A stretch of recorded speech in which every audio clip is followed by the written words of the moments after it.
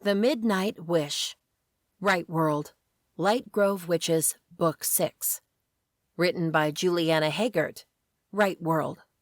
Narrated by Fichter. Chapter 1. I stepped into my bedroom and looked around. It had only been a couple of weeks since we were here last, and yet it felt like an eternity. After recovering the necklace, the grimoire, and bringing Sean back to himself, we left Europe in haste, afraid that more Brotherhood of Purity members or dark witches would find us again. On the flight back to the United States, the sisters bought us all first-class tickets. I hated those because they were all separate, and I couldn't hold Sean's hand or talk to him without a narrow corridor between us. However, I wasn't sure if Sean would have spoken to me, even if he could. He barely looked at me. "What's wrong?" I had asked, worried he was in pain, or a remnant of the darkness remained inside of him. "Nothing," he had said quickly. "It's just, my head hurts and my thoughts are confusing." Then he had marched out of the crumbling house and avoided being near me. The only time he interacted with us was while waiting in the customs line at the airport. The sisters were discussing where we should hide, and Sean mentioned the house, where they told us we were Ariana and Thales. "But what about the dark mist?" Anna asked. "Don't they know about that place?" Sean shook his head. "I didn't tell them, or anyone else." That was surprising, but welcome. That house was the perfect hiding place, and since it hadn't been compromised, we didn't hesitate. I dropped my duffel bag on my bed. We had stopped at the inn in Terentia to pick up our things, and turned to the door as Sean walked by. He had stayed in this room with me, but apparently that was done. He asked the sisters for one of the other empty suites. Of course, they didn't object, but I was sure they were wondering the same thing I was. What the hell was going on? Tired of this shit, I marched into the corridor and saw Sean stopped in front of the last door, the farthest from mine. The window beside the door shone a dark gold as the sun started to set, creating a gilded halo around Sean. For a moment, I stared at him, in awe of his beauty. Tall with broad shoulders, hard muscles in all the right places, and his face, puckered lips, sharp chin and jaw, and his bright blue eyes contrasted well with his fair skin and his chestnut brown hair. The sides weren't as short as before, but the top was still longer. I shook myself and put my hands on my waist. "Are you going to ignore me?" Between traveling and whatnot, it had been almost 2 days since he was back to himself. 2 entire days that he had avoided me. Sean let out a long sigh, but didn't turn to me. "Drop it, Hazel. I'm not in the mood to talk." "What happened? You woke up, remembered who you are, who you were before, and suddenly you don't love me anymore? I disgust you?" He faced me, his eyes hard. "I disgust myself. I should disgust you. All the things I've done. It's everything in here." He tapped his forehead. "And here." Then his heart. "I can't erase it. I can't forget it. I still feel it. All that anger, all that rage. The hunger for power, for death. I remember all the people I killed and how it didn't faze me at all." He winced. "I don't have a choice but to be here. But right now, I want to be left alone."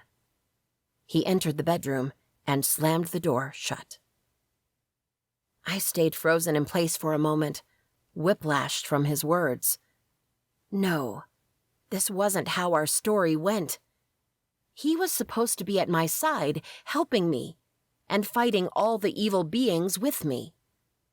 I took a step forward, determined to talk to him, but a firm hand on my shoulder stopped me. I turned. Shade squeezed my shoulder gently. He needs time, Hazel. Well, we don't have time, I snapped. Think about how you felt after killing that witch to save him. Now increase that tenfold. Who knows? Maybe even more. And you did it to save someone you love. Some of his killings were for pure enjoyment. That has to take a toll. My shoulders sank. By the light, I had almost drowned in sorrow after killing that witch. I couldn't imagine doing it repeatedly. And he remembered it all. I shuddered. Geez, that couldn't be easy. I hadn't thought about that. And now I felt bad. How selfish of me. All I had thought so far was that he was the love of my life, and I was supposed to be his, and he was ignoring me. Come on. Shade took my hands in his. I'll make you some tea. Numb, I let Shade guide me downstairs to the kitchen. He helped me sit on one of the chairs around the kitchen table while he went to the pantry and grabbed whatever he needed to make the tea. Holy shit. I hadn't put myself in Sean's shoes yet. I had been so focused on getting the items, getting him back, getting the hell out of there, I hadn't considered anything else. Was I a bitch, or what? I was to be there for him, to comfort him, to support him, to hug him. I wanted him to know I loved him no matter what, and that I would be here for him forever. Shade put a mug in front of me. Then he sat down across the table with a mug for himself. I know what you're thinking, he said. Don't. I meant it. He needs time. He sure does, Anna said as she entered the kitchen. Britta was right behind her. They went to the range, grabbed the kettle, and prepared tea for themselves. With their mugs in hand, they sat with Shade and me around the table. I glanced at my phone. It was 6 p.m, and we were having tea. My stomach was growling, but I didn't have the energy to make dinner. Sean was probably hungry too, right? I should make dinner for him. I glanced at the fridge and started getting up. If you're worried about dinner, I've got it covered, Shade said. Frowning, I sat back down. It was weird knowing about his connection to me, and now feeling it. He couldn't tell my exact thoughts, but he certainly could guess what they were about, what feelings were associated to them. How? I asked. I've ordered takeout. In about 15 minutes. I'm going to pick it up. Good, Britta said. I'm hungry. We all are, Anna stated. Hungry and tired. We should go to bed after dinner and sleep until noon tomorrow. The light knows we need the rest. But we've got a lot to do, I said, my voice low. Anna nodded. Yes, we do. But we can't do anything if we're barely standing. First, we rest. Then, we act. I took a sip of my tea. I would act in 2 fronts. Our main, joint mission, and also with Sean. Somehow, in some way, I would help him, and he would feel whole again. It wouldn't happen overnight, but I was sure that with time and love, he would overcome his demons. I set my mug down. So what's the plan now? Storm the Light Castle and get my ashes? And then what? First, we need to assess the situation, Britta said. Grace caused trouble and framed you, and the Light Order is searching for you. I picked up my phone. I know someone I trust. I'll ask her to meet me, and she can tell us what's going on. Anna's brows nodded. Who do you trust? Sadie, I said. Positive Sadie wouldn't betray me, even if she didn't agree with me. I'll text her. Speaking of texting, Britta held up her phone. A moment later, she looked at me. They will arrive tomorrow, around noon. A mix of relief and apprehension coursed through me. During the trip back, Britta and Anna talked to their friend, who was taking care of my mother and sister. I didn't like the idea of keeping them spelled while this mess was going on, and who knew how long it would take. So, I asked them if my mother and sister could be brought to us. I would explain everything, and hopefully they would understand. If they didn't, then I would spell them to keep them locked inside the house without communication with the outside world. I nodded. Thank you. Chapter 2. To distract me, Anna and Britta wanted to train in the morning.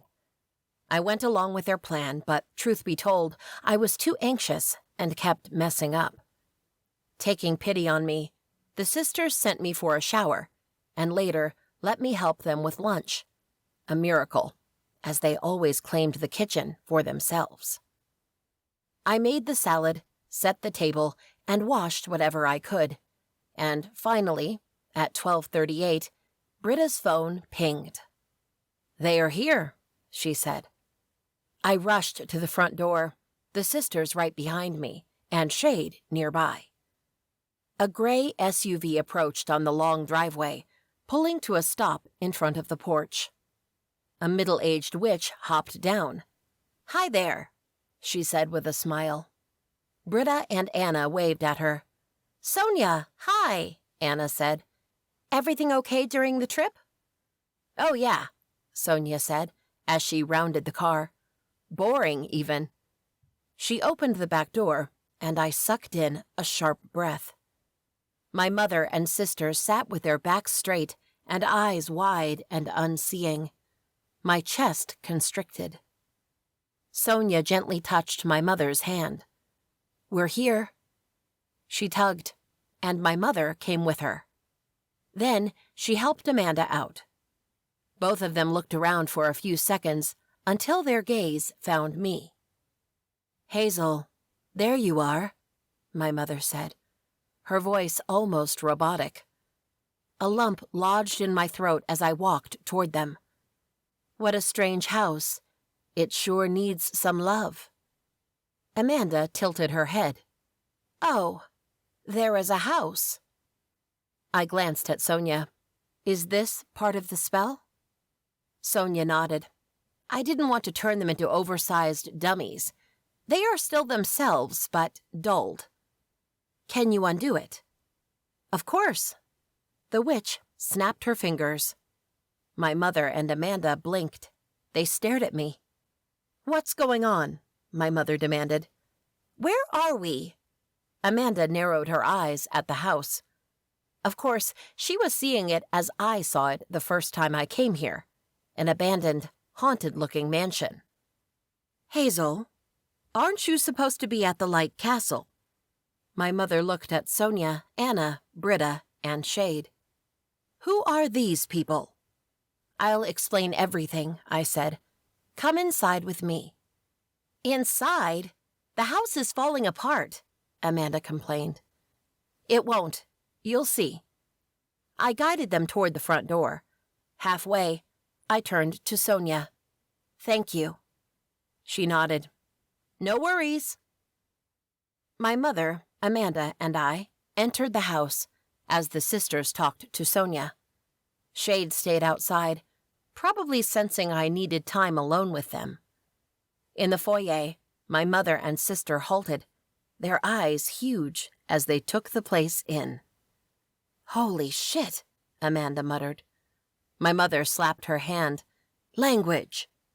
Then she reached for me. "What is this place, Hazel? Why are we here? And more importantly, why is it that I can't remember leaving my house and coming here?" I sighed and gestured toward the living room. It was only when they had a seat on the couch and I took an armchair that I started. "There's no easy way to tell you everything." "You're scaring me," my mother said. Amanda huffed. "What mess did you get yourself into?" I took a deep breath, ignoring my sister's jab. "I'm the reincarnation of Ariana, the founder of the Lightgrove Coven. The 3 people you saw outside? They are Anna and Britta, Ariana's best friends, and Shade, her familiar, who has been able to shapeshift for the last 600+ years. Sean is upstairs. He is actually Prince Thales' reincarnation. They stared at me, their mouths agape, their eyes wide, unblinking. So I went on. Even before I found out, things were crazy.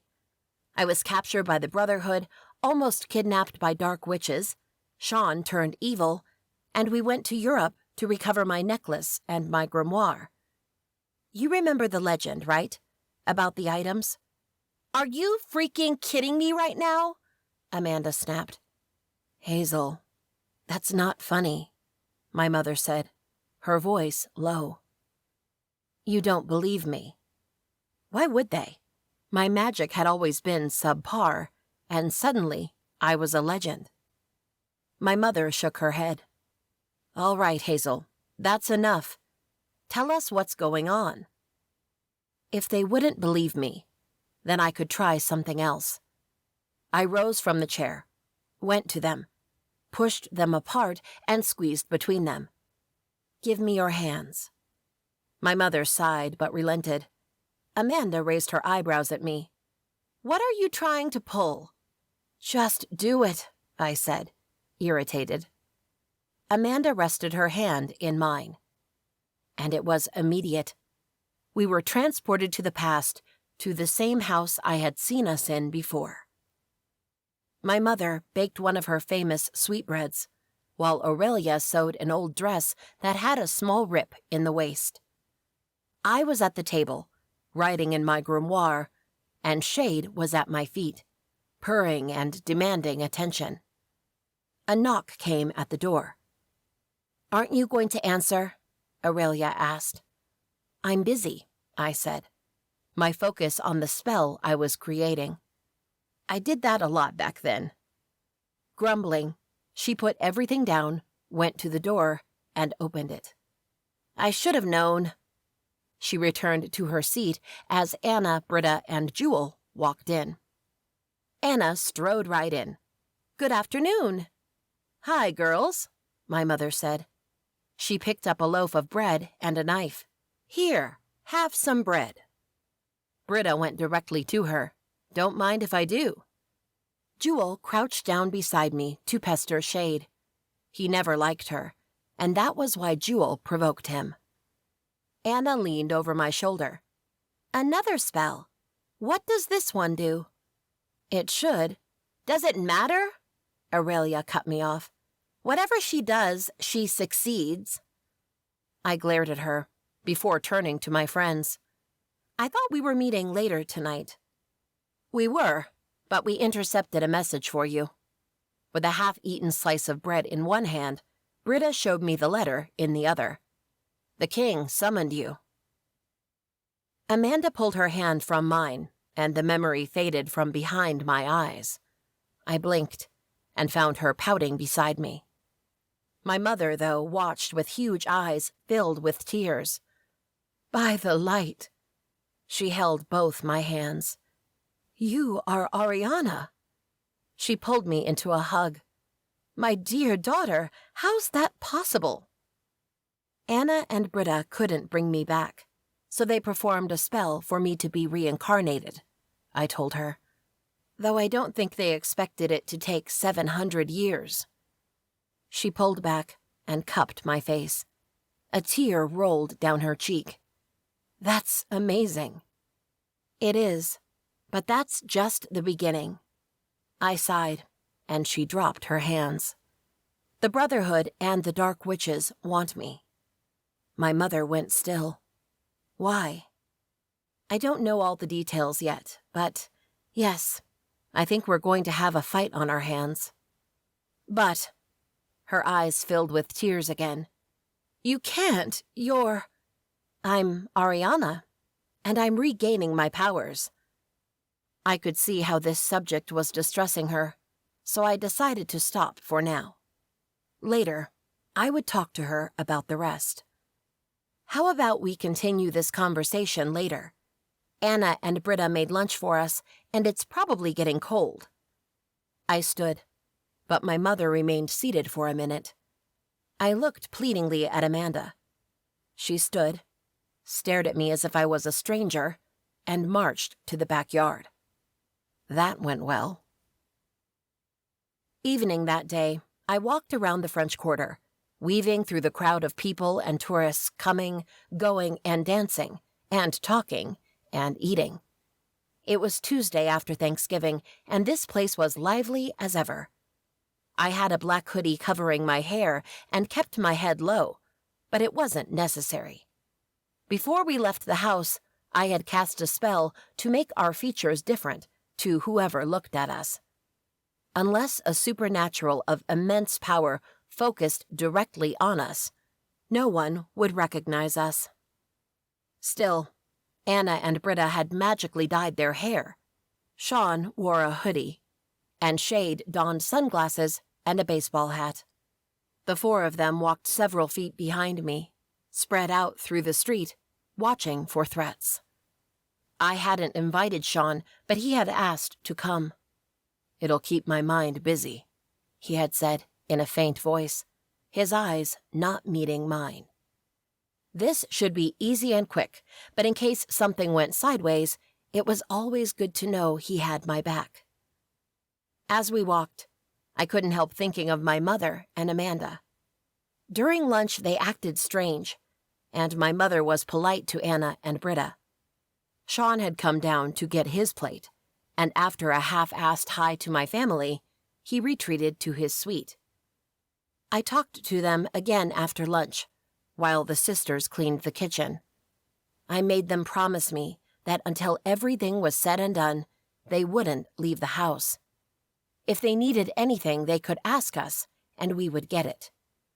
Amanda grumbled, and my mother cried, but both of them agreed. Pushing those thoughts away for now, I stopped in front of the small bookstore at Dauphine Street. It was a narrow, 3-story building with a small window displaying a selection of thick, old books. Cobwebs and dust spread over the books, and I wondered if that was decoration, even though Halloween was way past gone, or if this place was abandoned. After a quick glance over my shoulder to check on my people, I went in. A musky, moldy scent hit my nose, and I almost gagged. This smell didn't go well with books. The door closed by itself behind me, and I glanced around. The bookstore was the width of the entire building, narrow and long, with bookshelves from floor to ceiling covering the walls, and a few hanging lights in between. I picked up my phone and glanced at the text. Following the instructions, I walked to the middle of the building, where there was a narrow set of stairs. I went up 1 floor and headed to the end of the building, where there were 3 doors. I was told to go in the last one, which had a bronze plaque saying, "Private Studying Room." I opened the door and relaxed a little bit. Sadie was right there, inside the oddly bright room, seated at the desk, her eyes on the book in her hands. She looked up and smiled at me. "There you are." She got up as I stepped into the room and closed the door behind me. "It's so nice to see you." "You too." I lowered my hoodie and glanced at the only window in the room. It faced the back wall of another building. "What is this place?" "Oh, it's a bookstore, but the owner is a widowed Light Order member who retired," Sadie said. "He still has connections inside the Lightgrove Coven and sometimes lets the witches have meetings here." "Does that mean you told someone about this meeting?" I had mentioned she couldn't tell anyone. "Not exactly." She looked worried. "Only Finn, and then Rod when he followed us. They said they wouldn't ask questions as long as I allowed them to shadow me, to make sure I'm okay." She tapped her fingers on the now closed book in front of her. It was a fantasy romance novel. For a moment there, I was concerned this was some kind of trap. I frowned. Why would I trap you? She gestured to the chair across from the desk. I don't know. The world is so crazy right now. I sat down, apprehension making its way into my veins again. Tell me what's going on. How's the situation in the Light Castle? Sadie leaned back in the chair, her expression closing. After you ran away, things fell quickly. She lifted a finger. I'm sure you're innocent, by the way, though some witches don't think you are. What are they saying about me? That you helped the Dark Witch escape, and then you brought the entire Dark Mist Coven to attack us. My breath stilled. What? Yeah. Queen Katarina and her witches attacked the Light Castle in the middle of the night. We fought with everything we had, but it was not enough. We fled. No, I whispered, stunned. We lost many witches and Light Order warriors. Queen Denise was gravely wounded, and despite all of our magic, we're not sure she's going to make it. This couldn't be happening. So, you're all in hiding? Sadie nodded. We tried staying together, but it was too dangerous. We've gathered in small groups and hid in and out of the city. We keep in contact, though, just in case. And what's the plan? To retake the castle? There's no plan. Our numbers are too small right now. Lots of witches are afraid, and our queen is dying. Only Lenora and Clara are still alive. Well, Grace is missing. We don't know what happened to her. But Lenora and Clara don't want to ask for help from other covens. She hissed. We're wasting time.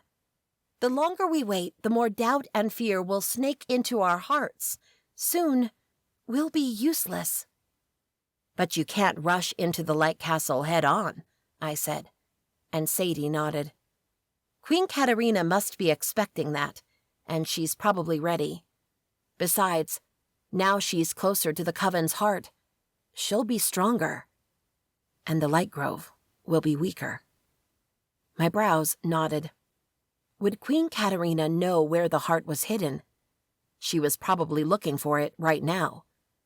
And there were my ashes. They were also hidden in the castle. What if she found them accidentally? I couldn't even consider that. We need to find a way to attack them and to win, Sadie said. I agree. But how? She tilted her head. Hazel, why did you run? I let out a long sigh. It was Grace. She tricked me. I told her about Grace being a witch from the Ash Mist Coven, not the Lightgrove or the Dark Mist, and how she wanted to unite her witches back to form the Light Mist Coven once again. How, apparently, despite kidnapping me and framing me, she wasn't bad and wanted to belong. I also told Sadie how Grace died during a battle with Queen Katarina, who had come to take me. Wait. Sadie narrowed her eyes. You've met the Dark Mist Witch Queen? And she wanted you. Why? I hesitated. The moment I made up my mind to call Sadie, I knew I would have to reveal the truth to her. You know how we hear stories that if someone recovers Queen Ariana's necklace, grimoire, and ashes, they can resurrect her? Yes. Well, that isn't entirely true. When Anna and Britta realized they couldn't resurrect Ariana, they cast a powerful spell, so she would be reincarnated instead, and her items would help her regain her memories and her power. Okay, Sadie frowned. I don't understand. Sadie, Britta and Anna are still alive. Ariana's familiar is too, and he can shapeshift into a human. And Ariana was reincarnated 18 years ago. Almost 19 now.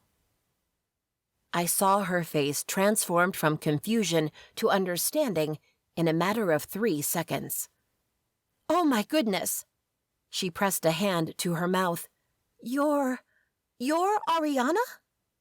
It was half a question, half a statement. I nodded. Yes, I'm Ariana.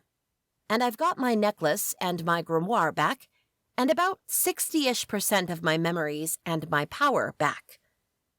She stared at me, her eyes the size of oranges.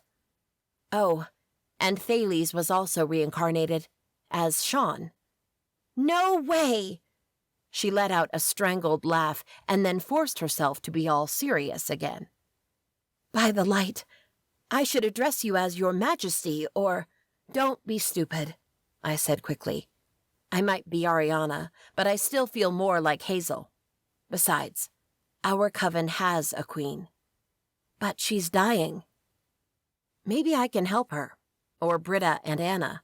They are powerful. Holy shit! I'll meet Britta and Anna. This is insane. It really is. But it'll also be what we need. With me, Anna, Britta, Shade, Sean, and what's left of the Lightgrove, we might stand a chance against the dark mist. I frowned. The ash mist will help, and I'm not too proud to ask for help. I still owed the Wild Thorn Coven, but I bet Kalisa knew of other witches who would help us. Oh, is Guinevere hiding with you? Sadie shook her head. No, she went missing during the battle. She might have fallen, but we aren't sure. Why? She is from the ash mist. I bit the inside of my lips. I bet she is hiding with her coven. I could try to contact her somehow. And the door burst open, and a startled Moira stood in the doorway. You! She pointed her finger at me. I shot up, startled. Finn and Rod rushed in a moment later. Sorry, she was too fast, Finn said. Then he saw me. Hazel? Rod grabbed his mother's arm and pulled her back before she could jump at me. You came to meet Hazel? He asked Sadie. Yes. She looked at me. Sorry, Hazel. I promise I didn't tell Moira. You didn't have to tell me, Moira snapped. She jerked from Rod's grip, but stood beside him. No sign that she would go for my throat at the moment. I saw when you received the text. I didn't know who it was from, but I noticed you were acting suspicious. So I followed when you three sneaked out. She looked at me. And you're here. This should be good. She narrowed her eyes. Go on. If you don't want me to arrest you right now, you're going to tell me what this is about. Shit. This wasn't how I planned things to go, but maybe it was for the best. I opened my mouth to say something, but footsteps echoed outside the room. A moment later, Anna, Britta, Sean, and Shade stood behind Finn, Rod, and Moira. What's going on? Anna asked. It's okay, Anna. I'm fine, I told her. They won't hurt me. Sadie's eyes bugged. This is Anna? Then she looked at her sister. And you're Britta. Hi there, Britta waved. What? Moira looked at the sisters. What are you talking about? Oh, here we go again. Moira. I took 2 steps forward and touched her crossed arms. My intention was to undo the knot and force her to relax, but the moment I touched her, I was transported somewhere else.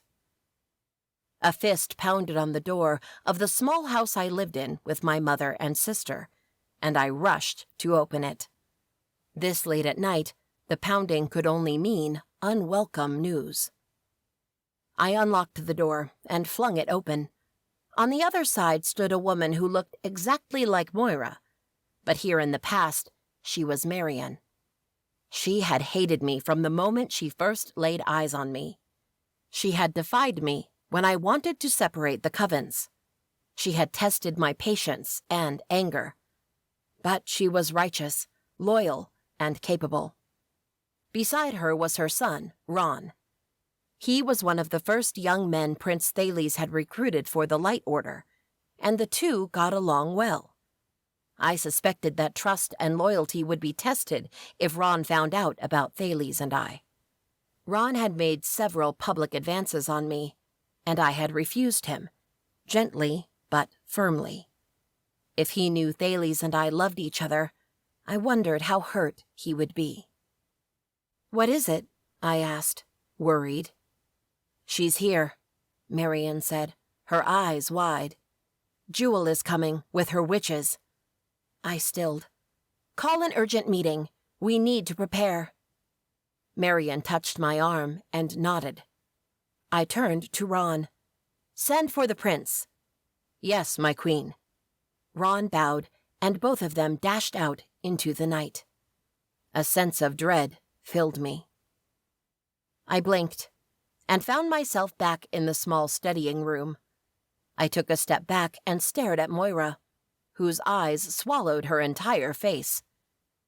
"You," she started. "You saw that?" I asked. She nodded. Give me a minute. I need to digest this." She glanced around, her gaze landing again on Anna, Britta, Shade, and Sean. "Holy light! I can't believe it." She faced me again. "If you think because you're Queen Ariana that I'll apologize..." I almost chuckled.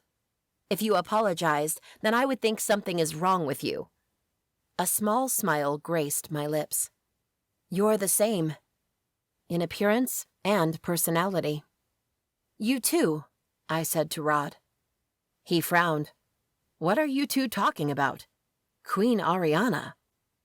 "Hazel is Queen Ariana," Sadie said, sounding proud. "Sean is Prince Thales, and those are Anna, Britta, and Ariana's familiar, Shade." The sisters waved at them. Shade still wore the sunglasses inside, and Sean stood back, several feet away from everyone, looking as if he wanted to run from this place. Finn's eyes bugged. "What the hell? Is that true?" I nodded. "It is. But most importantly is that we'll help you fight the dark mist. We'll reclaim the Light Castle and restore order." Finn frowned. Rod stood at attention, as if ready for battle. I looked at Moira. "Can I count on you?" Her eyes fixed on mine, and for a moment I thought she wouldn't answer. "Always." Chapter 3. Moira, Sadie, Finn, and Rod left after promising they would be ready and would do whatever I told them to do. A small but heavy flower bloomed in my chest. Responsibility. I was suddenly at the head of this whole thing, and I was supposed to lead our witches into battle. I felt insecure, inadequate, and weak. As we walked out of the bookstore, I pulled my hoodie up and inhaled deeply. Ariana had been strong, fearless, and determined. She hadn't been perfect by any means, but she had done her best until the end. I didn't feel 100% like her yet, but I would draw as much as I could from those memories and believe that I would make this work somehow. Outside, Sean barely stopped to hear me. He walked into the crowd and disappeared. My heart sank. Shade followed my line of sight. "I'll keep an eye on him." And he followed Sean. "Are you okay?" Anna asked. Last time Sean and Shade were alone, they were kidnapped by Grace and her witches. "Don't worry," Britta said. "I bet they are on high alert right now and won't do anything stupid." "They're probably walking toward the car right now." Anna hooked her arm through mine. "We'll meet them there." "Actually, I want to stop by Kalisa, if that's okay," I said. I wanted to see how she was doing, what she knew about what was going on, and also to send a message to Queen Yira that I hadn't forgotten about her wand, and I would help her soon. Anna and Britta exchanged that unnerving glance of theirs. I knew they didn't do it on purpose, and I knew that for being sisters and living together for over 700 years, their bond was incredible. So I tried cutting them some slack about it. Britta nodded. We should be quick. She walked a few steps in front of us, her head snapping to one side and the other, looking for any threats. Kalisa's shop was 2 short blocks away, and we got there without any trouble. The sisters and I entered the shop, and the heavy scent of herbs and incense filled the air. Kalisa turned to us with a smile on her lips. "Welcome to—" Her dark eyes widened, and her face paled. "Child, you shouldn't be here." I frowned. "Hi to you, too." "No, I'm serious. It isn't safe." She hurried to me and pushed me toward the door. "Leave now." Anna and Britta crowded behind me. "What's going on? What are you afraid of?" Anna asked. Kalisa shook her head, the white beads at the end of her long dreadlocks jiggling with the movement. "They know you come here often, and they are watching." "Who?" Britta asked.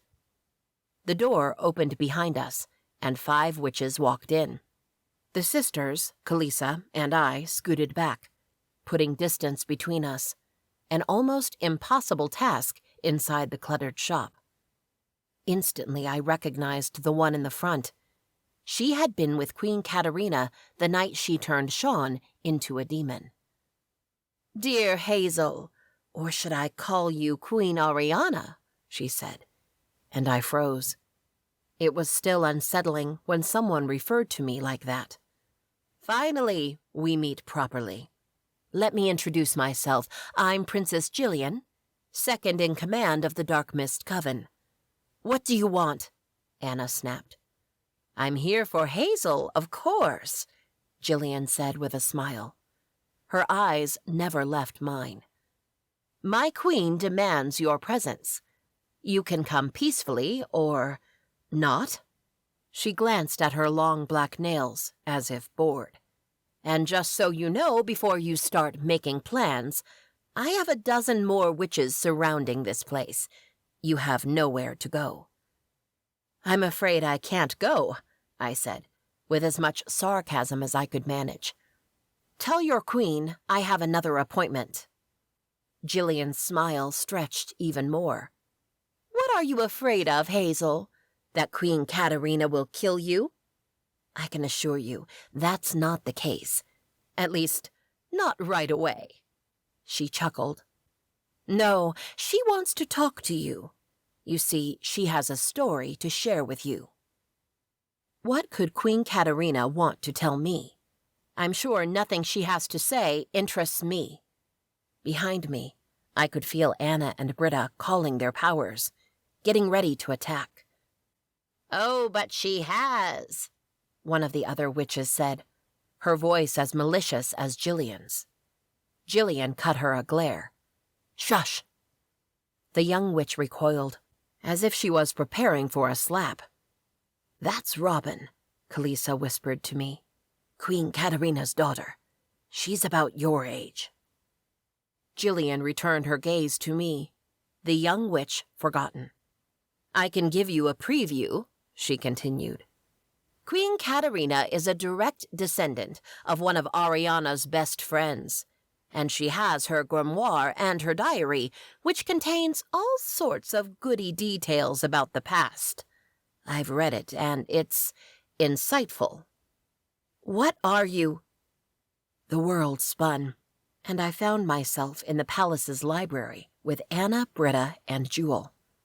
We were all hunched over a long table, writing in our grimoires. Except for Jewel. She had switched her grimoire for her diary. "What happened that is so interesting?" Anna asked. She always teased Jewel for keeping a diary. "So many things," Jewel answered without stopping. She continued writing furiously in her diary. "For example, right now, I'm writing what a pain in the ass you are." Britta laughed. "That she is." Anna glared at her sister. "You're worse." Jewel chuckled. "You two take first place." "What about me?" I asked. She finally looked up from her diary.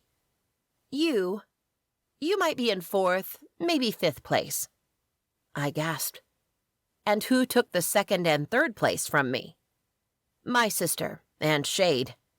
She pointed her quill to the chair across from the table, where Shade was curled up, sleeping. I smiled. "He's a pain in the ass, but he is my pain in the ass." Footsteps sounded outside the library, and we knew the prince and his guards were coming. Jewel leaned closer to me. "And the prince is in first place for you?" She winked at me, and I elbowed her as Thales entered the library, his eyes landing on me. My cheeks heated up. The world revolved once again. Jillian looked at me with a puzzled expression. "What was that?" "Nothing," I barked. I certainly wouldn't explain myself to her. "You—" A glass vial flew through the air in an arc and landed at Jillian's feet. Thick smoke quickly rose to the air. "Run!" Kalisa yelled. Anna and Britta grabbed my arms, pulling me to the back of the shop, while Kalisa stood in the way. "What are you doing?" I asked her. "Buying you time, child," she said. "What? No!" She looked at me, the most serious I had ever seen her. "You're too important. Go, now, please." She pushed me back, then turned toward the smoke. "Wait," I called. But Anna and Britta had their hands around my arms and dragged me across the room, to the door that led to the back alley. My limbs grew heavy, and my mind spun. If Kalisa died, I shook my head. No, I wouldn't think about that. She was strong and brave. Somehow she would make it out of there. We stopped before the back, and Anna opened it. She spied out from a small crack, then she put her head out, and finally, she stepped out. "It's clear. Let's go." We ran out of the shop into the narrow alley. Despite being the middle of the day, the buildings were too close together and tall, blocking out most of the sunlight. We didn't take 10 steps toward one of the alley's entrances when witches ran in from both sides and surrounded us. Jillian wasn't joking when she said there were a dozen of them outside. "Shit," Anna cursed. "We can fight them," Britta said. "The 3 of us are probably stronger than all of them." Anna nodded. "True." There was no time for chit-chat. The witches went straight for us, magic bolts flying left and right. Anna threw light bolts like a madwoman, while Britta raised a wall in front of us, keeping half of the witches busy as they tried breaking it. "It won't hold for long," she yelled, as she turned to the other half and joined Anna in the fight. For a moment, I stood frozen. The last fight I remembered, I had killed a witch. I didn't want to kill anyone again, even if they were the evilest being in the entire world. There had to be ways of stopping them without killing them. "Hazel, wake up!" Britta yelled, as the wall broke, and the rest of the witches swarmed us. I raised another shield, but it had been too fast, without thinking, and almost no power behind it. It took the witches another 5 seconds to break it. I called my magic, knowing I would have to fight. I would hurt them, I would numb them, but I wouldn't kill them. 4 witches reached me, and I lifted my hands, ready to strike. The lightning crackled in my hands, and I threw a bolt at the closest one. The lightning hit her chest, and she fell back, convulsing. I stared at her, frozen. Had I killed her? A hand grabbed my arm, and I yelped. Then a black cat jumped on the back of the witch, making her let go of me. Shade shifted into his human form and took the witch's attention away from me. I took a step back, as if that was enough to avoid the other 2. One of them lifted her hand and threw a spark of magic at me. I stood there. Someone stepped in front of me with a long stick. Sean, and was that a broomstick? He swung the stick like a bow staff and deflected the magic spark. I gawked at how fluidly he moved, how fast, how he avoided their magic, as if he had fought witches before. It was Thales' memories. Sean knocked them both out by hitting the stick hard on their heads. Fainted, not dead. He turned to me, his eyes scanning every inch of me. "Are you okay?" There was an urgency in his voice, a desperation I hadn't heard in a while. I nodded. He cupped my face and I almost cried. He hadn't touched me in days. "I know this is hard for you. It's hard for me too. But you need to fight, my love. We need to get out of this place now." My eyes on his, I grabbed his wrist, inhaled deeply, and nodded. For him, for us, for what Ariana and Thales had been, I pushed away my fear and my worries. I focused on the powerful magic inside of me, in the necklace resting at my collarbone. I channeled my power and sent a huge wave of lightning across the alley. It hit everyone, except for Anna, Britta, Shade, Sean, and me, and sent them flying back a handful of feet. Some witches fell unconscious. Others were too hurt to move for a few seconds, and that was enough for us to run. "Let's go!" Anna shouted. We sped to the alley's mouth. Shade transformed into a cat and sprinted ahead of us. We joined in the French Quarter craziness, but no one paid attention to us. A minute later, Shade appeared with a car on a side street. Without a word, we got into the car, and Shade drove away.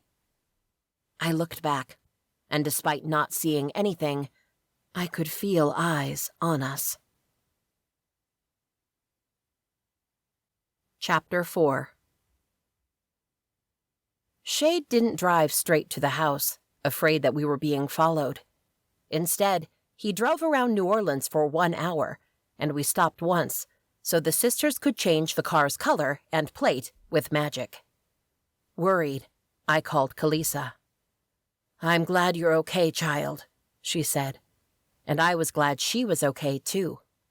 She told me the Dark Witches broke a few things in her shop, but since their interest was on me, they left her alone pretty quick. She promised she wasn't hurt. "What can we do about your shop?" I said, feeling guilty. "Don't worry, child. This is all material. Most of it is fake and easily replaceable. I'll take the day to clean up today, and the store should be open again tomorrow." I apologized again, but she shushed me. First, I broke Queen Yura's wand. Now I destroyed Kalisa's shop. What else would I ruin in this quest? At the house, we gathered in the kitchen, where the sisters examined us for wounds and scratches. My mother went ballistic when we told her about the attack, and she prepared us some quick healing tea, infused with Anna's magic, since my mother's was weak. After grabbing his mug, Sean went upstairs. He hadn't touched me, spoke to me, or even glanced my way since that tender moment in the alley. I hated this, but there was a more pressing issue I needed to solve first. After my mother doted on me and made sure I was okay, I leaned on the kitchen's counter and faced the sisters. Anna was gathering ingredients to make more tea, and Britta and my mother were already discussing dinner. Shade had gone outside with a second mug of tea, and Amanda was probably in her bedroom. She had barely left it after I told them the truth about my past. "We need to talk," I said. The sisters stilled, and then exchanged that damned glance. My mother cleared her throat. I'll leave you to it."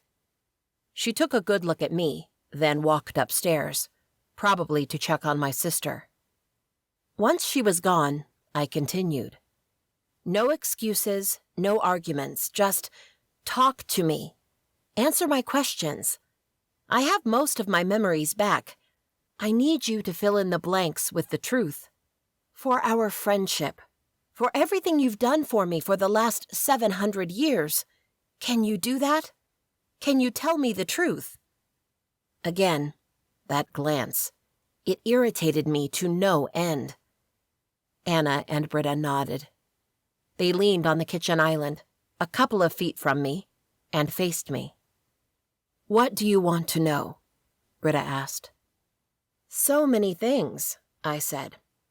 I want to know the real reason why I split the light mist, and why it doesn't seem like I was as pure and innocent as everyone seems to think." Anna let out a long breath. "It was because of Jewel. You've seen her in your visions. Like you, she was one of the rare witches who were born to light witches but had a dark gift. She was 2 years younger than you, and she absolutely idolized you. At first, she was an annoying kid who followed us around, who pestered you, but you were always good-hearted." Britta smiled. "Slowly, you took her in, and our little group went from 3 to 4. She was our little mascot.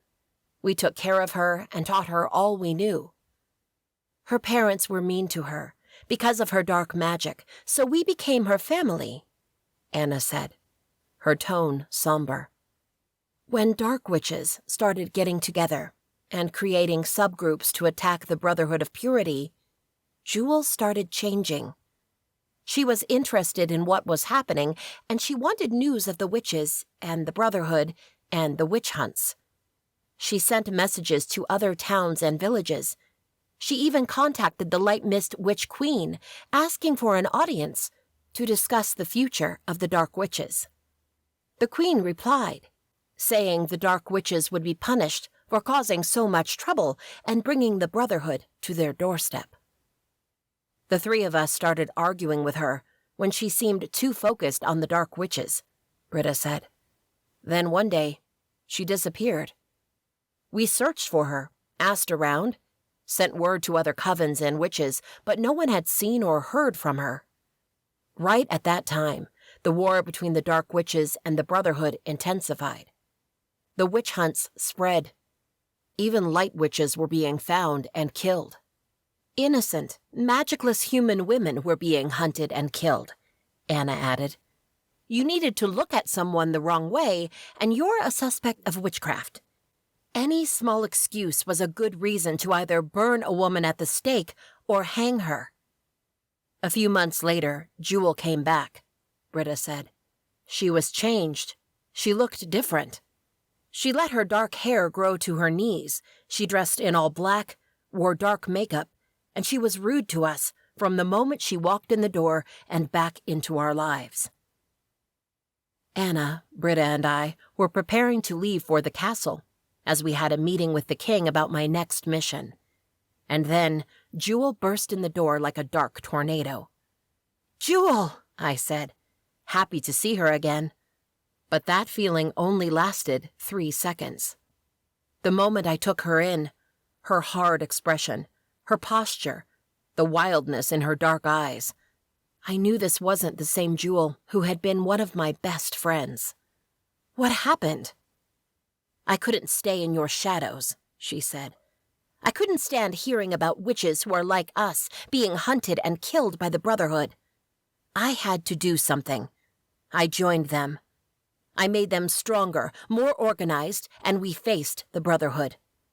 Right now, my witches are running around this village, gathering all dark witches who want to join us." She grabbed my hands in hers. "Join us. You all should join us. If the light witches stand with us, the Brotherhood won't win.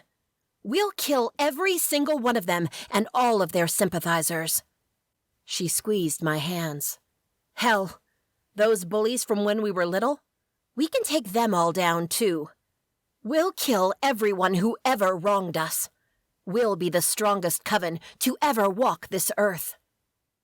I pulled my hands from hers and took 2 big steps back. "Jewel, I don't think you hear yourself. You're talking about killing innocents, people who don't deserve it." "They don't deserve it?" Her voice rose. "They humiliated us. They even beat some of us up. They deserve a slow and painful death. We'll rise up, be known everywhere, and even humans will know us. They will fear and bow to us." I shook my head as despair filled my veins. I was losing my friend. "The Queen will never approve of this. You'll be expelled from the coven." One corner of her lips curled up. "The Queen won't have a say." I inhaled sharply. Jewel, what did you do? I prepared a trap, she said, sounding so proud. I sent the Queen and her heirs directly into the Brotherhood's arms. By now, she should be dead. Our coven needs a new queen. I gasped. No, you wouldn't have done that. A loud knock came from the door. Jewel opened it. Hi, Marian. Marian frowned. Jewel, you're back? She shook her head. That's not important. Jewel's nostrils flared and her eyes darkened. Marian went on. Ariana, a note arrived for you. It was half open, so I read it. She handed me the note. I read it, and my heart sank. The Queen and her daughters are dead. We lost our Queen. I looked at Jewel, my heart breaking. How could you do this? I blinked and stared at Anna's and Britta's worried faces. Are you back? Anna asked, and I nodded. We realized you were having a memory. What did you see? The continuation of what you were telling me, I said, my voice low. My heart hurt as if it had been yesterday. Jewel, one of my best friends, had become evil. She was killing innocents, and she had killed our witch queen. When Jewel came back, and Marian told us the Queen was dead. Britta nodded. I remember that day. And I remember now what happened after. As much as I tried, Jewel didn't back down. She was intent on taking over the coven with or without me, and attack everyone and everything who stood in her way. Quickly, her vision expanded. She now wanted to become Queen of Europe, cull the humans, and have the ones who were left as slaves. And she started by attacking our village. I didn't let her. I gathered the Light Witches from the village and Prince Thales' army, and we battled against her.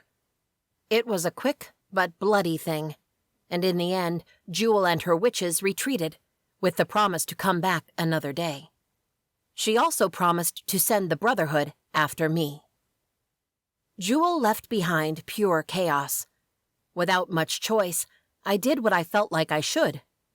I called on all Light Witches from our village and the surrounding towns and proposed we formed our own coven. With Anna's and Britta's help, I stormed the previous queen's mansion and stole the coven's heart before Jewel could. I hadn't really thought about it, but then I realized I was the new queen of a new coven made entirely of Light Witches, except for me. Our main motto was to be good, always, no matter what. To ourselves, to each other, to strangers, to the world. To help those in need, whoever they were. To be an example, and do our best in any situation. But as promised, Jewel sent the Brotherhood a few weeks later, and I was killed. I shook my head, letting it all sink in. I was so naive and hypocritical, I finally whispered. I was a dark witch, and I pushed the others away. You weren't like the others, Anna said quickly. We knew not all dark witches were like Jewel, but the large majority was, and the ones who weren't were too afraid and hid from her and from us. And from the Brotherhood, Britta reminded us. Their efforts were focused on dark witches, since they were the ones wreaking havoc, but they never stopped hunting us, too. Us. As if I was a light witch, like all of them. But I had never been, and I wasn't one now. Yet, I had made myself queen of the Light Witches. By the light, I had been so stupid. Hazel. Anna walked toward me, but stopped 2 feet away. What you did was good. You saved so many innocent witches from, and human women too, Britta added. Right, Anna nodded. innocent witches and human women from being killed. Thousands for sure. You had the courage to do what no one else even thought of, and it was our salvation. Don't overthink this for 1 second. Anna is right. You did what you had to, and we were so proud of being your friends and helping you. We are so proud still. Britta walked closer too, and rested her hand on my arm. I'm sorry we didn't tell you all of this before. We were afraid that realizing this side of you too early would impact what you need to do now. I inhaled deeply.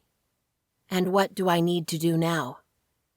I knew the answer, but hearing someone else saying it, realizing I wasn't the only crazy one in the bunch, would help. You need to get your ass in gear and defeat the Dark Mist witches, Anna said. You need to reclaim the Light Castle, and if they come for us, you need to show the Brotherhood they shouldn't mess with us. I huffed. The Brotherhood is everywhere in the world. We can't defeat them all. No, but if we can scare the New Orleans group into silence, won't that be worth it? Britta asked, with a new mischievous glint in her eyes. That was a lot. Truth be told, once they told me who I was, and I started remembering, I knew this day would come. Otherwise, why would I even have resurrected? Just to live longer? That was so selfish. No, I was here for a higher purpose. I had helped innocent witches before. I would do it again. I rolled my shoulders and puffed out my chest. If we do this, we'll need help. I wrote on the back of the note Grace left for me. The words disappeared after a minute. Another minute passed, and new words appeared on the paper. Let's meet tomorrow afternoon. I would have rather talked on the phone, but I knew those were easily hacked nowadays, and even though our world was sometimes slow to catch up with technology, I didn't doubt witches, or even the Brotherhood, had a hacker in their midst. I couldn't sleep. The past, the future, the problems in the present plagued me. The Dark Mist, the Ash Mist, the Lightgrove Coven. The fact that Queen Denise was critically injured and probably wouldn't make it. And the one fact that hurt the most. Knowing Sean was a few doors down, and I couldn't even go to him.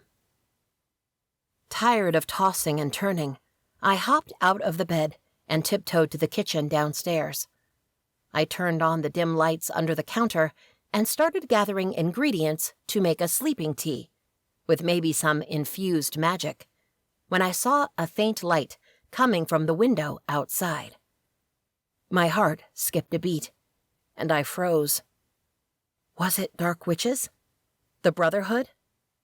Then the back door opened, and Sean stepped inside the kitchen, his phone in his hand, the screen on. He saw me and halted, the door half closed. I'm sorry, he said, closing the door. He dashed across the kitchen. For what? I asked. He stopped and looked at me. What? What are you sorry for? He glanced around, then let out a long breath and faced me. I don't know. For disrupting whatever you're doing. For being in the way. For... Sean, I said with a sigh. You're not disrupting anything. Only my soul and my pride because you act as if I disgust you. His eyes widened. I've already told you. He took a step closer, then stopped again. Hazel, you should be the one disgusted with me. You should be scared of me. You should be mad at me. You should hate me for all I've done, for the way I treated you. It wasn't you. But it was. Queen Katarina said that her spell awakened the fun parts in me and pushed the rest away. Everything you saw was always there, but they weren't this pronounced, this strong, this dominating. It was like the evil side of me was the only side. His brows knotted, and he looked pained. I can't erase that, Hazel. I'm not 100% evil, but I still feel it. Now that it is awake, that it was used, my dark side is pulsing, waiting, pushing for me to use it again. His voice lowered. I'm not sure how long I can ignore it. I set the herbs down and went to him. I could see he wanted to run, he wanted to step back, but I was glad he stood his ground. However, I didn't want to push him. I knew the others were right. He needed time, and I intended to give it to him. The experience you went through, I shook my head. I can't imagine. And now, feeling that dark seed inside of you, and having to fight it all the time, it can't be easy. But Sean, I'm here for you, now and forever. You can lean on me. Allow me to help you, to share this burden with you, and— I can't do that to you. He shook his head. I won't taint you with my darkness. I almost chuckled. I'm a light witch with dark magic, Sean. I'm already touched by darkness. He frowned. Prince Thales had known about Ariana's powers, but I wasn't sure if Sean had remembered yet, and I honestly didn't remember telling him. I'm not comparing your experience to mine, but I want you to see that, together, we'll be stronger. He stared at me, his blue eyes shining in the dim light. Damn, he was so handsome. His sharp jaw ticked as he clenched his teeth. He shook his head once, took a large step back. Good night, Hazel. Without another word or another glance, Sean hurried upstairs to his room, and I was left alone in the kitchen. Tears burned behind my eyes. Rejection hurt, especially when I knew we belonged together. But I wouldn't be a pushy girlfriend. I wouldn't do that to him. He needed space. All right, he would have it. I turned back to my herbs and made the tea stronger. I would need it. Chapter 5. Not sleeping well was becoming the norm, and I didn't like it. I was waking up grumpy, and only an unholy amount of food appeased my mood. Thankfully, my mother and the sisters were great cooks and always had something delicious ready. In the morning, my mother cleaned the house, though I had told her she didn't need to, and Anna, Britta, and I practiced in the backyard for a few hours. It was a safe way to spend the time, get the rust out of our bones, and come up with plans for retaking the Light Castle. After our training, I went up to my bedroom for a shower before lunch, and as I walked past a window overlooking the front garden, I saw Sean running across the driveway in his running clothes. It seemed he also wanted to burn off some energy. I knew other ways we could pass the time and burn energy together. My stomach clenched at the thought of making love to him, and a deep ache hollowed in my chest at the prospect that he might never recover, and we wouldn't ever be together again. As I expected, Sean didn't come back for lunch. I think he did it on purpose, so he wouldn't have to sit with us. Instead, he came in later, after my mother had cleaned the kitchen, served himself leftovers, heated it up in the microwave, and took it to his room to eat. Sometimes, tiny things could ignite my blood, and I wanted to scream at him. Why the hell did he bother to stay here if he wouldn't even acknowledge us? But I knew the answer. It was as dangerous out there for him as it was for me. Even if he never talked to us again, to me, it would be better if he stayed here. 30 minutes before our meeting, Shade drove the sisters and me to the lake's edge, in a state park outside New Orleans. When he stopped in the parking lot, Shade said he would stay by the car in case we needed a quick exit again. All we had to do was throw a magic spark into the air, and he would know we had to go fast. The sisters exited the car and came with me into the park. It was the middle of the afternoon, and despite the chilly air, I was glad I had chosen a thicker jacket than my usual leather one. A few people were here. Some had a picnic blanket on the grass. Some walked the trails and paths. Others biked. And some parents watched their kids at the playground. But almost no one stood by the lake's edge. Only Guinevere. I hadn't seen her in a couple of weeks.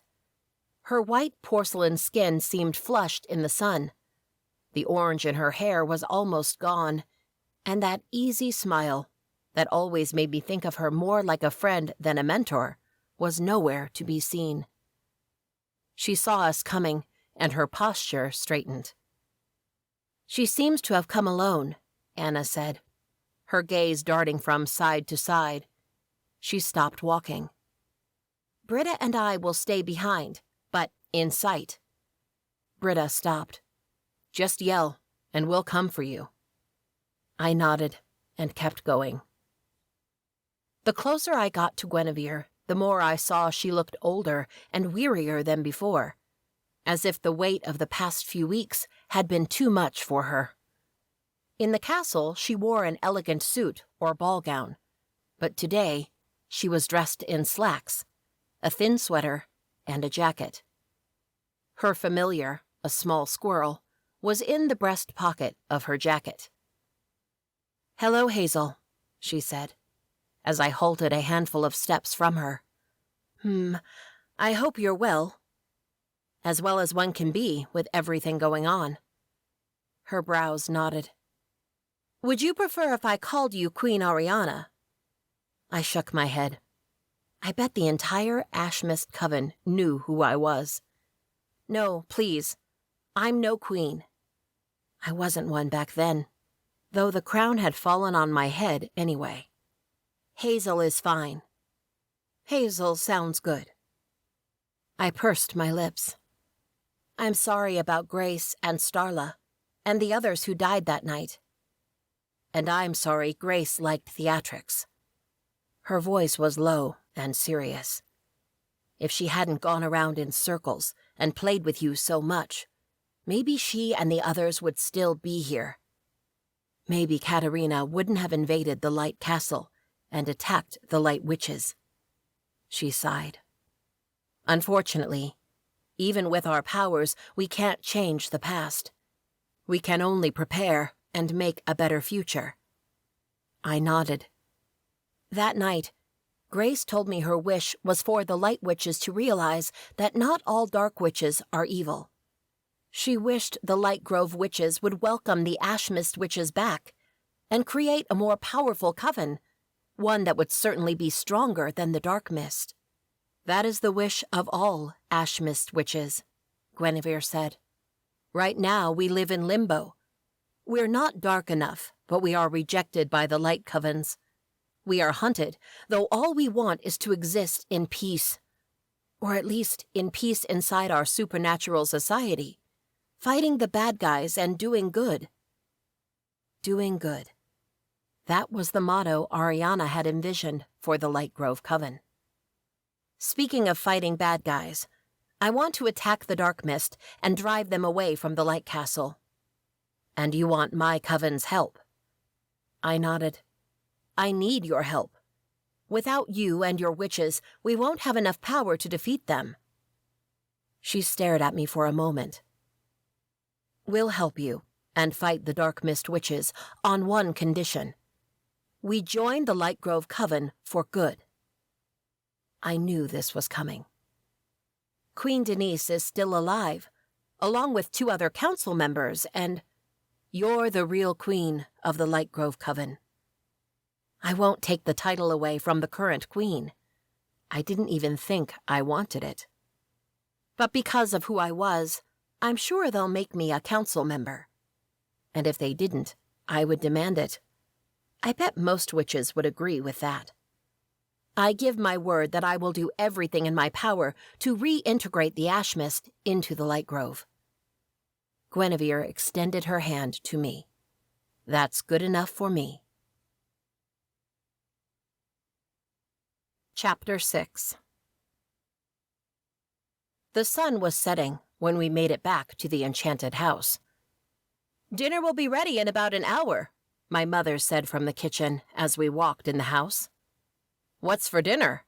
Shade asked. "Lasagna," my mother answered, "from scratch." "Make that 1.5 hours," Britta said. She and Anna headed to the kitchen, undoubtedly to help my mother. I didn't know how the three of them didn't argue with so many people calling the shots in there. I offered to help them, mostly to be polite, and thankfully, the three of them shooed me out of the kitchen. "It's their thing," Shade said. He twirled the car keys with his finger. "Cooking. They learned it after you and Prince Thales were gone, when we moved to Venopolis. That was when they were keeping to themselves for a while, trying to come up with a good plan, but they found themselves with a lot of time on their hands. Thus, the cooking." He nodded. "Back then, it took a lot longer, but there wasn't such variety." His nose wrinkled. "In the beginning, they were terrible at it." I smiled. "And you were their guinea pig." He smiled too. "I was. Thankfully, they got better." We heard footsteps on the stairs. A second later, Sean walked into the living room. His gaze met mine, then rummaged all over me. "You're back and well? I take it went all right?" I frowned. "Yes." "Good." He turned and marched away. "Wait," I called. Took a step toward him, then stopped. "What are you doing?" Shade asked me. "Go after him." "But he needs space." I repeated the mantra that played non-stop inside my head. "He came downstairs to make sure you're okay." Shade raised an eyebrow. "Now it's your turn. Go see if he's okay." Smart cat. I smiled at him again and raced up the stairs after Sean. When I got to the second floor, Sean was already in front of his bedroom door. "Wait," I called. But of course, he didn't. He went in and started closing the door. I ran. Amanda's bedroom door was closed as usual, and pushed on the door as it was about to close. "Seriously?" I asked, out of breath from my short sprint. "You can't stand being near me, so you need to run away this fast?" Sean retreated several steps, stopping in the middle of his room, right beside the bed. "We've been through this. It's not that." I stood under the doorframe, afraid of scaring him away again. "Then what is that?" He gritted his teeth. I needed to make sure you're okay. That's all." I took one small step inside his room. "Why?" "Hazel." Another step. "I need to know. Why do you want to make sure I'm okay?" "Don't do this." Another step. "Why?" He groaned, clenching his arms and making his muscles contract under his short-sleeve gray shirt. "You're not making it easy." If life was easy, it wouldn't be fun. I took one last step and halted right in front of him. I reached for him and laid my hand flat on his corded arm. "Sean." The world spun, and suddenly we were in the castle's library, between two tall shelves full of books, standing directly in front of each other. "You're not making it easy," Prince Thales said with a groan. I knew exactly what this was about, but I feigned ignorance. "What are you talking about?" "You." He clamped his mouth, pressing his lips into a thin line. His eyes searched mine, then dipped to my exposed neck, to my collarbone, and the not-so-modest cleavage of my dark green dress. He cursed under his breath, then his eyes met mine again. "What about me?" "You know very well what you do to me." I leaned forward and looked up at him. "No, I don't." He cursed again, his eyes glinting with pure desire. "That's it." He wrapped an arm around my waist, one hand around my nape, and he dipped his head to mine. His lips crashed onto mine, and I gasped in delight. I blinked and found Sean staring at me with that same glint in his eyes. I swallowed. "Did you see that?" Sean nodded. "That was the first time I kissed you. I had wanted to do that for so long, but until then, I was able to resist you." "I'm glad you finally gave in." "Me too." The words were so low, so faint, I almost believed he hadn't said anything. "Sean." I slid my hand down his arm and knotted our fingers together. "Let me in. Give in again. Let me help you. I want to help you." I reached up and touched his cheek. "And I know that deep down, you want that too." He closed his eyes and leaned his face on my hand. "Give in to me." Sean grabbed my arm, placed a kiss on my wrist, extracting a gasp from me, before wrapping his arms around me and pulling me to him. His mouth was on mine before I could make sense of anything, but right now, I didn't want to. All that mattered was that he was here with me, touching me, kissing me, loving me. Breaking the kiss, Sean twisted us to his bed and gently deposited me on the mattress. He crawled over me and pressed his body against mine. I gasped as pure desire coursed through me. Suddenly, he stilled, his brows furrowed. "I'm so sorry, Hazel, for all I've done when my dark side was in control." I cupped his beautiful face. "You don't need to apologize. But if you feel like you have to, then know that I forgive you." I wound my legs around his hips and tugged him to me. "Now come here." One corner of his lips curled up, and then he dipped into me again and kissed me. At first, slow and deep, as if he needed to take his time to repent. But as I squirmed under him, rubbing my hips on his, sliding my hands under his shirt and scratching my nails on his skin, the kiss became more desperate. Faster, deeper, taking my breath away. In another minute, our clothes were on the floor, and we were deliciously joined as one. Hopefully, this time, nothing would break us apart again. Chapter 7. That evening, Sean joined us for dinner, and the sisters teased him for making me so miserable I was almost intolerable these past few days. Dinner was a mix of casual, comfortable, and awkward, as Sean wasn't fully himself yet. My guess was that the guilt and darkness would remain inside of him for a long time, and he would either learn how to live with it or learn how to ignore it. After dinner, we all sat in the backyard around the fire pit and ate s'mores while talking about the past. Increasingly, Sean and I remembered our past lives, and everything made sense. We also talked about the present.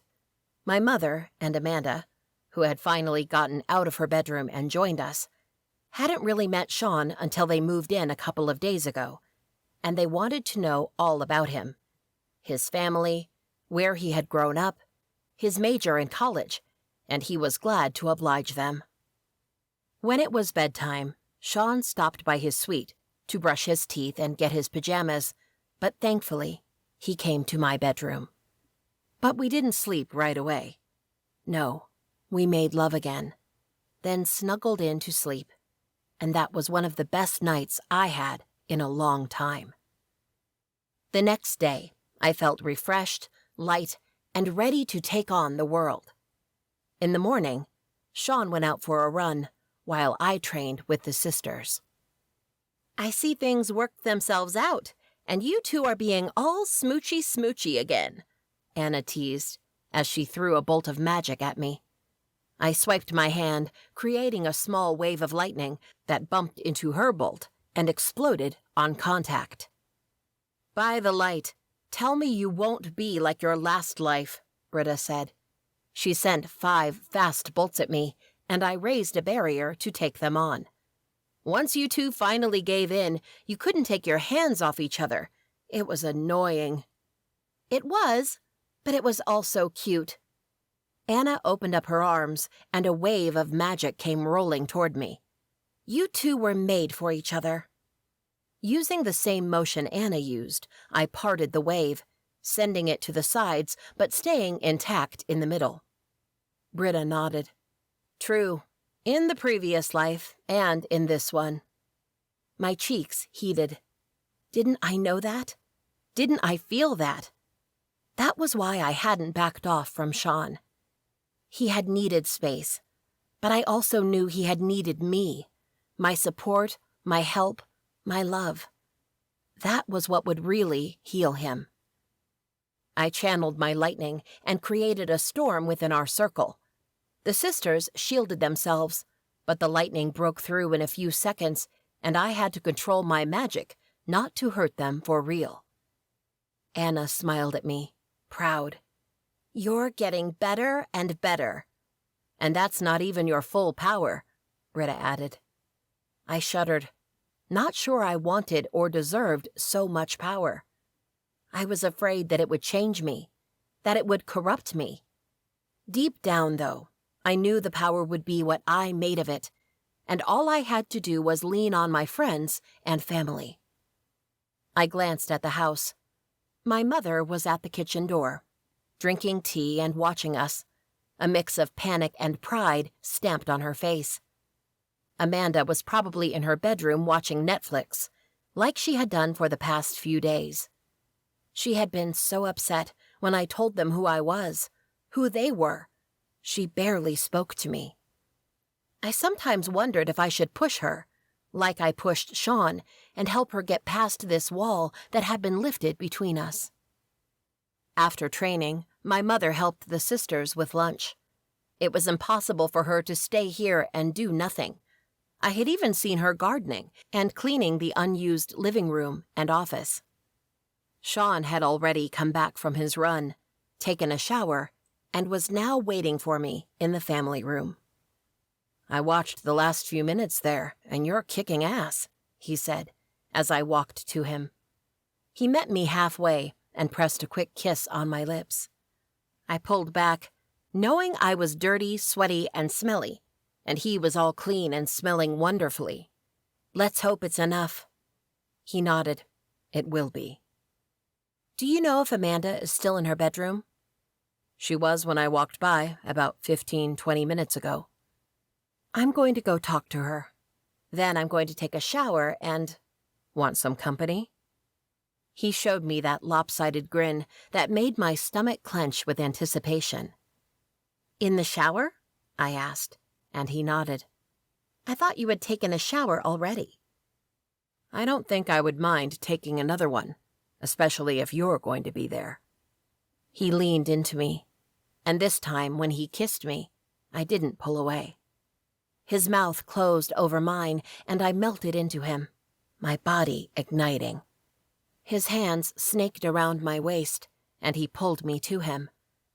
I broke the kiss and stepped back, chuckling. "I'm all dirty." He shrugged. "I thought I was going to take another shower soon." "All right, Mr. Hot Tattooed Guy." "What?" He seemed confused. "That's what I called you in my head when we first met." One of his eyebrows lifted, his eyes gleaming with mischief. "Really?" "Really." I turned to the stairs before he kissed me again, and I skipped seeing my sister and went directly to the shower with him. "Okay, if you want, meet me in the shower in a few minutes." "Oh, I want to." I darted from there before my willpower crumbled. I had been avoiding this for the last few days, and it was time to solve it. Amanda's bedroom door was half open, and I knocked. I could see her sprawled over her bed, still in pajamas, and the faint sound of voices coming from the TV. I pushed the door all the way open, and Amanda sat up. "What?"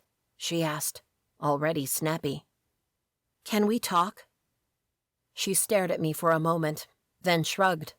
I walked into the bedroom.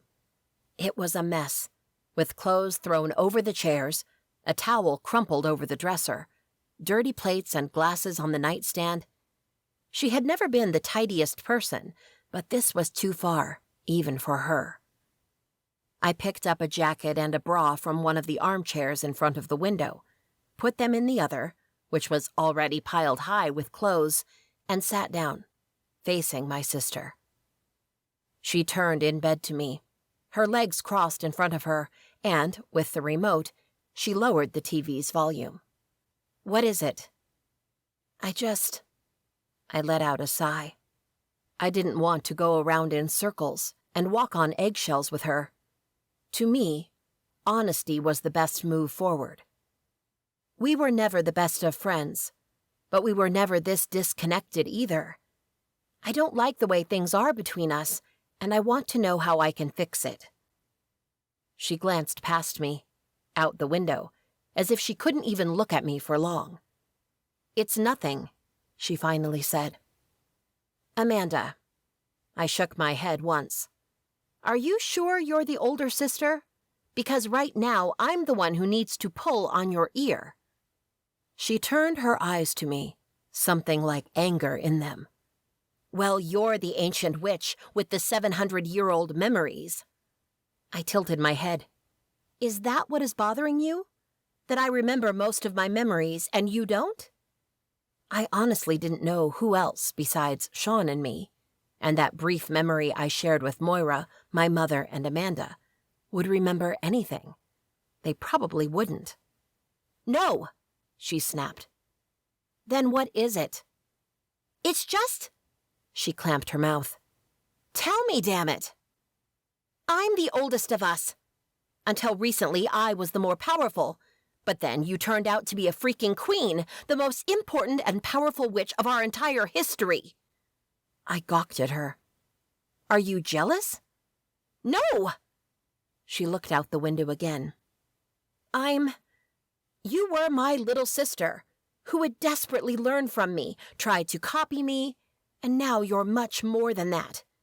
You have these big shoes to fill, an incredible destiny, even if dangerous, so much power, and I'm me. Useless and powerless Amanda who needs to hide to not get caught in the crossfire." My heart squeezed. She was feeling useless while watching her sister become larger than life. That couldn't be easy. I got up from the chair and sat on the mattress beside her. "You're not useless, Amanda. Not you or Mother. Like you said, big things are coming, and I'll only be able to get through them with your support, your understanding. I'll still be sitting on the sidelines." I frowned. "Do you want to come train with Anna, Britta, and me tomorrow morning? Maybe we can help you master a spell or two, and you can join the fight." Her eyes bugged. "Are you serious?" I couldn't help but smile. "Yes. I would love to have you by my side, but that's only if you can hold your own in a fight, and if you obey whatever we say. If we're in the middle of a bloody fight and I tell you to retreat, you retreat. Deal?" Tears brimmed in her eyes. "Yes!" She threw herself at me and hugged me tight. I chuckled and hugged her back. "Thank you. It would be amazing to fight by your side and help you make history again. We'll see what I'll be able to do." She pulled back and pouted. "All right. I confess, I'm a little bit jealous, too. You're this amazing witch we grew up hearing about. That's still shocking." I rolled my eyes. "Being me is not as amazing as it sounds. You only say that because you're used to it. I'm not used to it. I'm only mildly okay with it because I have my memories from the past. Otherwise, I would be freaking out right now." She rested her hand on my legs. "Don't freak out. You're powerful beyond dreams. You've got such an amazing legacy. And I bet that whatever you'll do next will be even better." "Now you're being silly." "No, I'm not. And you know it. She shot up from the bed. So, when do we start training? I smiled. I just finished a round. This afternoon we've got a meeting. You can come if you want. If we come back early, we can do your first training session this evening, before dinner. She beamed at me. Awesome. I'll take a shower now, and I'll be ready to go to this meeting whenever you are. She skipped across the room and disappeared into her bathroom. I stared after her for a moment, feeling even lighter and better than before. With this issue solved, there was nothing stopping me, and I could go to the hot man waiting for me. Chapter 8. My mother was anxious when we all left to go meet with the other witches late afternoon. I invited her to come too, so she wouldn't feel left out, but the truth was, I didn't want her to come. I loved her to death, but she would only worry me, and I already had Amanda with me to do that.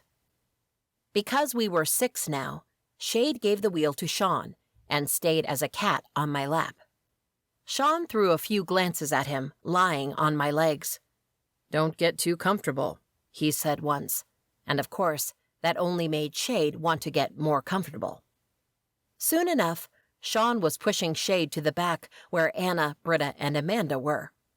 "You know he was only doing that to provoke you," I said in a faint voice. "The connection between him and me is not like that." I know.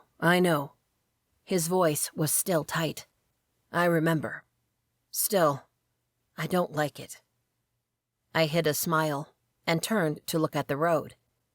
It had always been like that. At first, Shade would be mean to Prince Thales, and later when Prince Thales warmed up to him, Shade loved provoking him. It was a battle of wills, and I was always in the middle. The meeting place was at a strip mall on the outskirts of New Orleans, where several of the stores were closed and half of the building was empty. We followed the directions and parked our car in the back of the building and entered through the back door. It was dark inside, but when Anna cast a small light bolt to serve as a torch, we found ourselves in a small industrial kitchen. We continued to a small serving area and then to the main restaurant, though the chairs and tables had all been piled to the sides. In the front, there was a reception area and a couple of windows that had been covered with leasing posters. I glanced around as Anna cast more bolts and sent them floating across the place.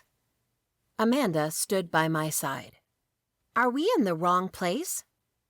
"No, you're not," came a voice from behind us. We all turned. Anna, Britta, Shade, Amanda, Sean, and I, ready to fight, but quickly recognized the newcomers. Sadie, Finn, Moira, Rod, Clara, Lenora, Penelope, and Marjorie. I hadn't expected to see her here, but I guess with her mother gravely injured, she was the next in line. Another 2 Light Order members whom I didn't know stood back, watching. "Everything okay?" I asked. "How is Queen Denise?" "The same," Marjorie answered, her voice small. The last time I had seen her, she had seemed almost vibrant and happy. Now she looked frail and weak. "Without a miracle, she'll die soon." "I'm so sorry," I whispered. She tilted her head. "Are you?" I frowned. "Excuse me?" "Are you sorry?" Marjorie asked. "Because we all know who you are. If my mother dies, what will you do? Kill me and take the throne?" "Marjorie!" Lenora and Finn snapped at the same time. I paled. Was she saying I wanted Queen Denise to die? "I don't want the throne," I said. And it was the truth. I didn't want the throne when I was Ariana either. It happened that I was the one who acted and did something to save us all. When our queen died, the witches turned to me, and suddenly I was queen. I shook my head. I never wanted to be one. I hope with all my heart that we find a miracle and Queen Denise recovers. But if she doesn't, you can have the throne." She narrowed her eyes. "You're lying." Finn stepped forward. "Stop it, Marjorie." "Why? My mother is dying, and this one," she pointed at me, "is coveting her throne." "That's enough," Clara said. "If she isn't, then those two are planning on taking it for her." Marjorie pointed to Anna and Britta. "If our queen doesn't want the throne, we won't force it on her," Anna said. "Our queen," Marjorie repeated through gritted teeth. "My mother is your queen." "Technically, we don't belong to the Lightgrove Coven," Britta glanced at Anna. "For about 650-ish years now?" "More, I think," Anna replied nonchalantly. Shade glared at them. "You two are not helping," he whispered. "See?" Marjorie bulked. "They're disrespectful. And they are supposed to be the great Anna and Britta." Anna stepped forward, her body taut. "What do you mean, supposed to be?" "I said, that's enough." Clara put herself between Marjorie and us. "Marjorie, you're way out of line." She turned to me and bowed her head. "I'm sorry, Hazel. She's under much stress." Marjorie shot daggers at Clara's back and then at me. I didn't know what to say to that. It was clear Clara was dissing Marjorie while treating me like a queen in front of her. That only added fuel to the fire. "It seems you're all here." Guinevere entered the room from the kitchen. 3 other witches I didn't know followed her. And Lainey? "What are you doing here?" I asked, surprised. Lainey had been in my classes, and she had always been a bitch to me. "This is my mother, Daisy." She pointed to the witch standing beside her. I didn't remember seeing her before, but I had heard she had been a high-ranked witch inside the Lightgrove Coven, with good chances of becoming a council member. "It's a pleasure to meet you, Queen Ariana." Daisy bowed her head. I fought a cringe.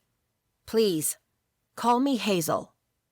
From the corner of my eye, I could see Marjorie seething. "So you're an ash mist witch?" I frowned. And with her having dibs on the council, that meant that prior to Grace's death, they would have 2 witches at the top ranks in the Lightgrove Coven. The ash mist witches had been moving some pieces quietly, but swiftly. I looked at Lainey. "And you too?" They both nodded. "My great-grandmother had been with the Dark Mist long ago," Daisy said. As she grew up, she realized increasingly she didn't agree with their views and started pulling back. She found out about the Ash Mist Coven. Back then, they were only a dozen witches and their families, but they helped her flee the Dark Mist and welcomed her with arms wide open. "What was your plan?" I looked at Daisy, Lainey, and Guinevere. "Were you spying on the Lightgrove Coven? Were you trying to take it over?" Guinevere shifted her weight. "We've tried talking to Queen Denise." She gestured to an older witch beside her. "Laura here even contacted the previous queen and explained the situation to her, but they all shut us out, as if we were the scourge." "It may sound too aggressive, but we wanted to force their hand," Daisy said. "Those of us who could would infiltrate the Lightgrove Coven, and when we had high-ranked witches in their midst, we would create a small mutiny inside the castle and force them to hear us and take us back." "We know that's not the best way to win their favor," Guinevere said, "but we were desperate." "If only my mother knew," Marjorie said, venom in her words. "She would have banished you all from the coven long ago." She narrowed her eyes. "And I'm sure she will, when she recovers. If she doesn't, then I will." She glanced at me. "I'll comb through the coven until I find all of you." Guinevere turned to us. "There's none left. When the Light Castle was attacked by the Dark Mist, and everyone had to flee, we decided it was time to back away. You were already having trouble with the dark mist. If we added to your problems, you would only resent us." "There's nothing we can do to change the past," Lenora said, her tone always so serious. "Let's focus on what we can do for the future." She turned to me. "You called us here to talk about a plan." "It isn't a plan yet. It's more like a wish list," I confessed. "I need your help, all of your help." I made a point of looking at every witch and Light Order member in the room, to make it a plan. "What do you need?" That was Moira. I almost balked at her question. She had never been so prompt and almost nice to me before. "As it is, the Lightgrove can't fight the dark mist, especially not in the Light Castle without help," I said. "So, I asked the Ash Mist Coven to help us." "I knew it!" Marjorie scoffed. "Absolutely not!" Lenora turned an icy gaze to her. "You're not queen yet, Marjorie, and you're not a part of the council. You don't decide shit." I gasped, appalled that Lenora had said a curse word like that. "Lenora is right," Clara nodded. "Please, stay quiet, or we'll need to ask you to leave." Marjorie stared at them, as if they had slapped her. Finn made a point at glaring at his sister, as if he was warning her he would be the one carrying her out. Lenora went on, turning our attention to her. "I confess, I'm not happy to learn witches who I considered friends were spies." She looked at the Ashmist witches. "But you are right. With our reduced numbers and our queen seriously wounded, we can't take the dark mist by ourselves. We need help." "We will accept the Ashmist Coven's help," Clara continued, "if they do a blood oath that this isn't a trick and they won't betray us." Guinevere extended her hand and offered it to Clara. "I'm ready." Clara and Lenora exchanged a glance. Clara brought her hand up and traced her index finger on her palm. Blood bloomed from the thin cut. "I promise to welcome the Ash Mist Witches while they help us defeat the Dark Mist Witches. My coven and I will treat them with respect and kindness as if they were our own." Guinevere looked at me. Her eyes narrowed. I knew why. Clara had said, "While they help us defeat the Dark Mist Witches." It wasn't the permanent thing she had asked for.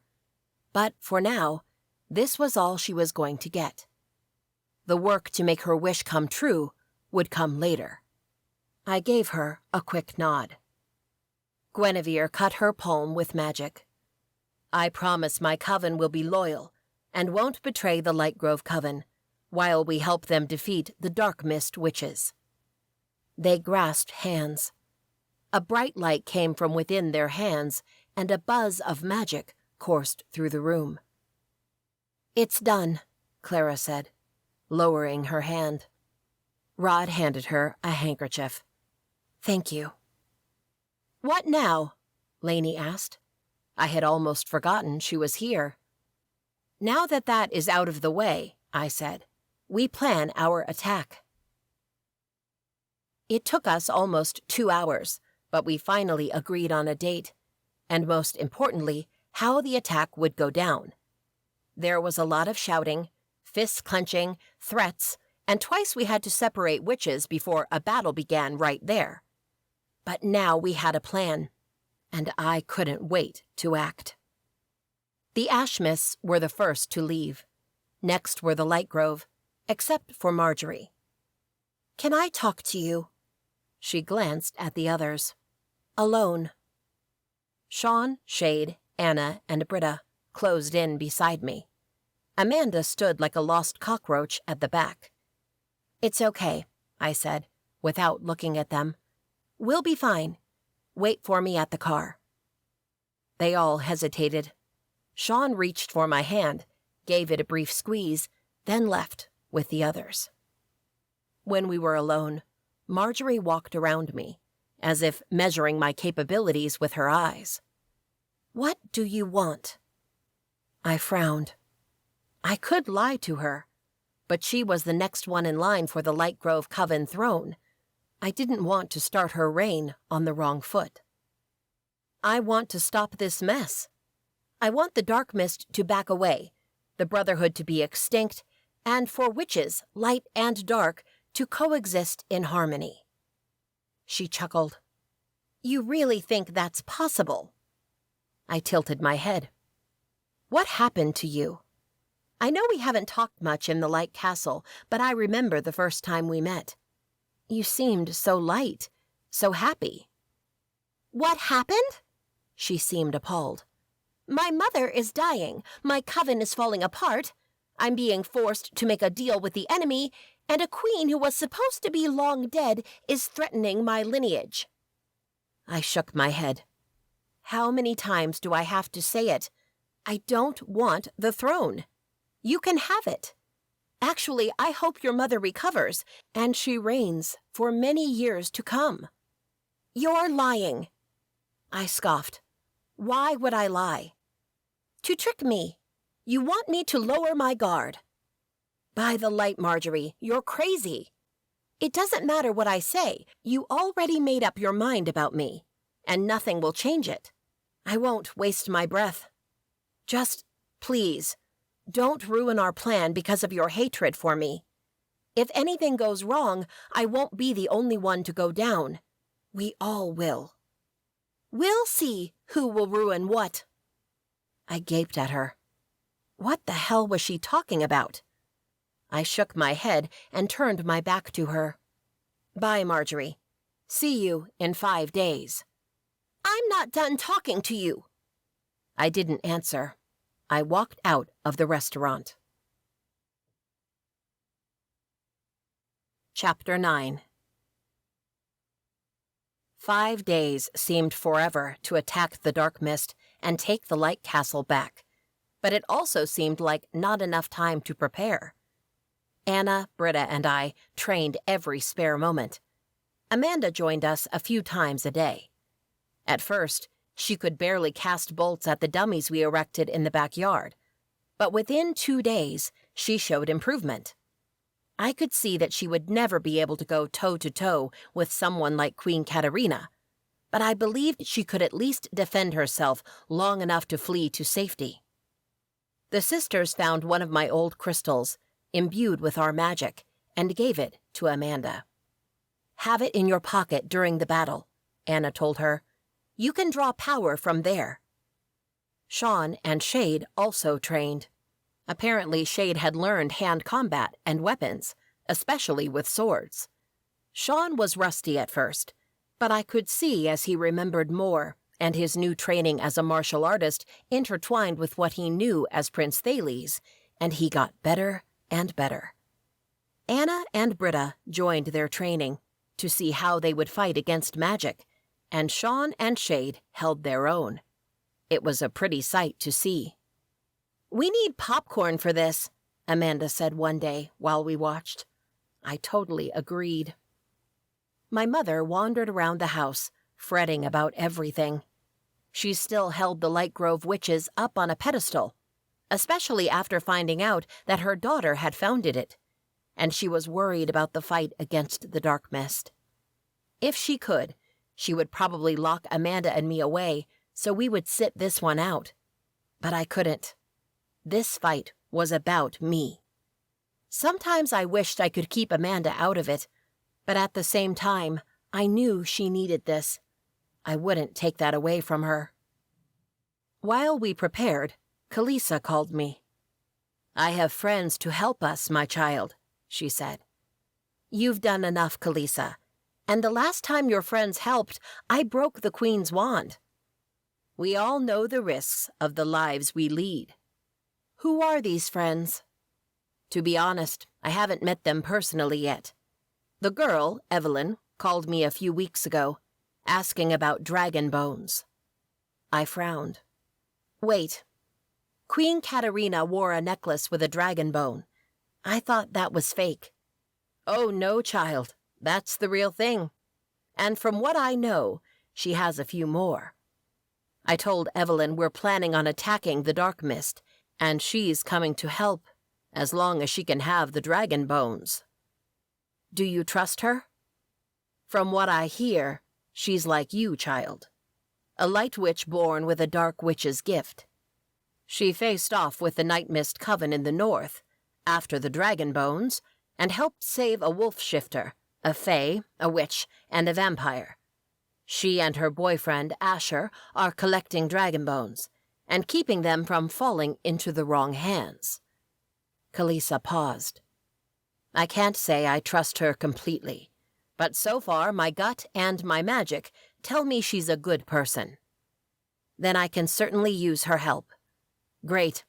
I'll text you her contact information. You can talk to her about how and where to meet. I texted Evelyn after I finished the call with Kalisa. She and her boyfriend were driving south from Canada, and they would arrive in time for the battle. Moira had also contacted some friends, including Almay. Almay couldn't come, but she said she would pass the word around, and someone would definitely help us. My anxiety grew as time passed. 2 days before the battle, the sisters tried lightening the mood by having us sit around the fire pit outside and eat s'mores while drinking wine. Everyone was tense, even Anna and Britta, though they tried to hide it. My mother barely ate or said anything, and she was the first to go to bed. The others followed suit soon after, and Sean and I stayed alone by the dying fire, snuggled together under a blanket, our wine glasses empty. Sean nudged me. Talk to me. What's going through that pretty head? I sighed. You know what? I'm anxious about what's coming, and a little concerned about what will happen after. You mean with Queen Denise, Marjorie, and you? I nodded. Marjorie seems to think I'm a threat to her, but I don't want the crown. Queen Denise needs to recover. Last I heard, Kalisa had made her some healing potions, and she was feeling slightly better. You know, word about who you are is spreading, and some witches will want you to be queen.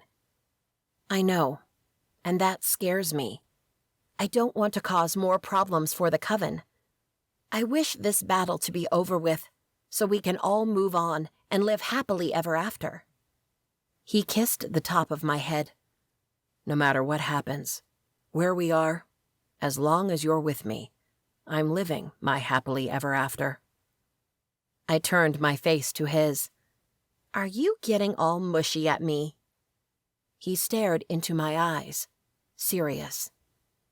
Hazel, I remembered something from the past. Right before you were killed, his voice strained. I had talked to my father. King Norbert. He nodded. Yes. I knew it was going to be a long shot, but I had to try. I asked him to allow me to ask you to marry me. I stilled. What? After some argument, he said he could see how we complemented each other. He confessed he wasn't a huge fan that you were a witch, but he liked you. He trusted you, so he approved. I commissioned this beautiful ring, and I was planning on taking you to our special clearing, and I was going to ask you to marry me. But then, Hugo betrayed us. You were going to ask me to marry you? I mean, I knew he had loved me, that he loved me now, but I was a witch and he was meant to be the king. I wasn't worthy of his station. When you died, it broke me. I thought I wouldn't be able to go a second without you. It was only my quest to bring you back that kept me going. If I didn't have that, I don't know what would have happened to me. Oh, Sean. I don't want to ever feel like that again. I also don't want anything to happen to you again, or to me, and you don't know exactly how I feel about you. What? Sean disentangled himself from me and got down in front of me on one knee. I gasped as he took something out of his pocket and showed it to me. After you died, I wore it on a chain around my neck. The azure diamond was the center of a flower, and smaller white diamonds were the petals around it. Silver metal entwined like vines, forming the ring. Believe it or not, Anna and Britta kept it after I died. I had it cleaned a couple of days ago, and I even talked to your mother about it. He offered me a lopsided grin. Though she barely knows me in this life, she approved. So, Hazel Rose Levine, will you marry me? I stared at him, at the ring, then back at him again. Tears blurred my vision, and my heart expanded so much I didn't think it could fit inside my chest anymore. Usually the woman says something at this part, he whispered. I chuckled. Yes! I leaned forward, cupped his face. Yes, I will marry you. I pressed my lips to his, but before things could get interesting, Sean broke the kiss and placed the ring on my finger. I wiped my eyes and stared at it. It's so beautiful. He sat beside me again. I'm glad you like it. I love it. I looked at him. I love you. And I love you. Sean leaned into me, and I met him halfway. The kiss started slow, soft, loving. But as his hands wrapped around me, and I turned fully to him, straddling him in the seat, our mouths became frantic, as if we couldn't get enough of each other. With a swift movement, Sean stood, carrying me in his arms, and we barely broke the kiss as he raced to our bedroom, where we made sweet love. Chapter 10. Everyone knew about the question but me. That was why they willingly left Sean and me alone by the fire pit last night. So when we woke up early in the morning, they were all waiting for us with breakfast ready in the kitchen. "Congratulations," they all said, with big smiles. The only one who didn't seem happy was my mother. After we ate, and the sisters insisted they clean everything, I pulled her aside into the living room. "What's wrong?" I whispered. A tight smile spread over her lips. "Nothing." "Don't lie to me." She glanced at Anna and Britta, who were in the kitchen. Amanda had gone upstairs to change, and Sean and Shade had already gone outside to practice. It's all happening so fast." She looked at me, her eyes somber. "One day, you're my little girl who can barely cast a spell. The next, you're the most powerful witch who ever lived. A war is a day away, and now you're getting married." I lifted my index finger. "I'm not the most powerful witch who ever lived. I was the most powerful witch of the Lightgrove Coven 700 years ago, and I still haven't recovered my powers." I lifted my middle finger. "It's a battle, not a war. Hopefully it would all be solved in a day or less." I lifted my ring finger. "People can stay engaged for years. That was a showing of love. And I was pretty damn happy about that." Her smile relaxed a little. "He does love you. After all of this, you have to tell me how you met him, and how you found out he was Prince Thales. That's a date." I paused. "Don't worry about all of that. We'll take care of everything. It'll be hard for me to relax until I know you and your sister are safe.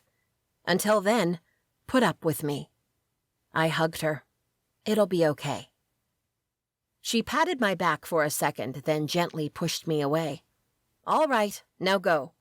I would rather you spend the time you have left before the battle training, not consoling your silly mother." I smiled.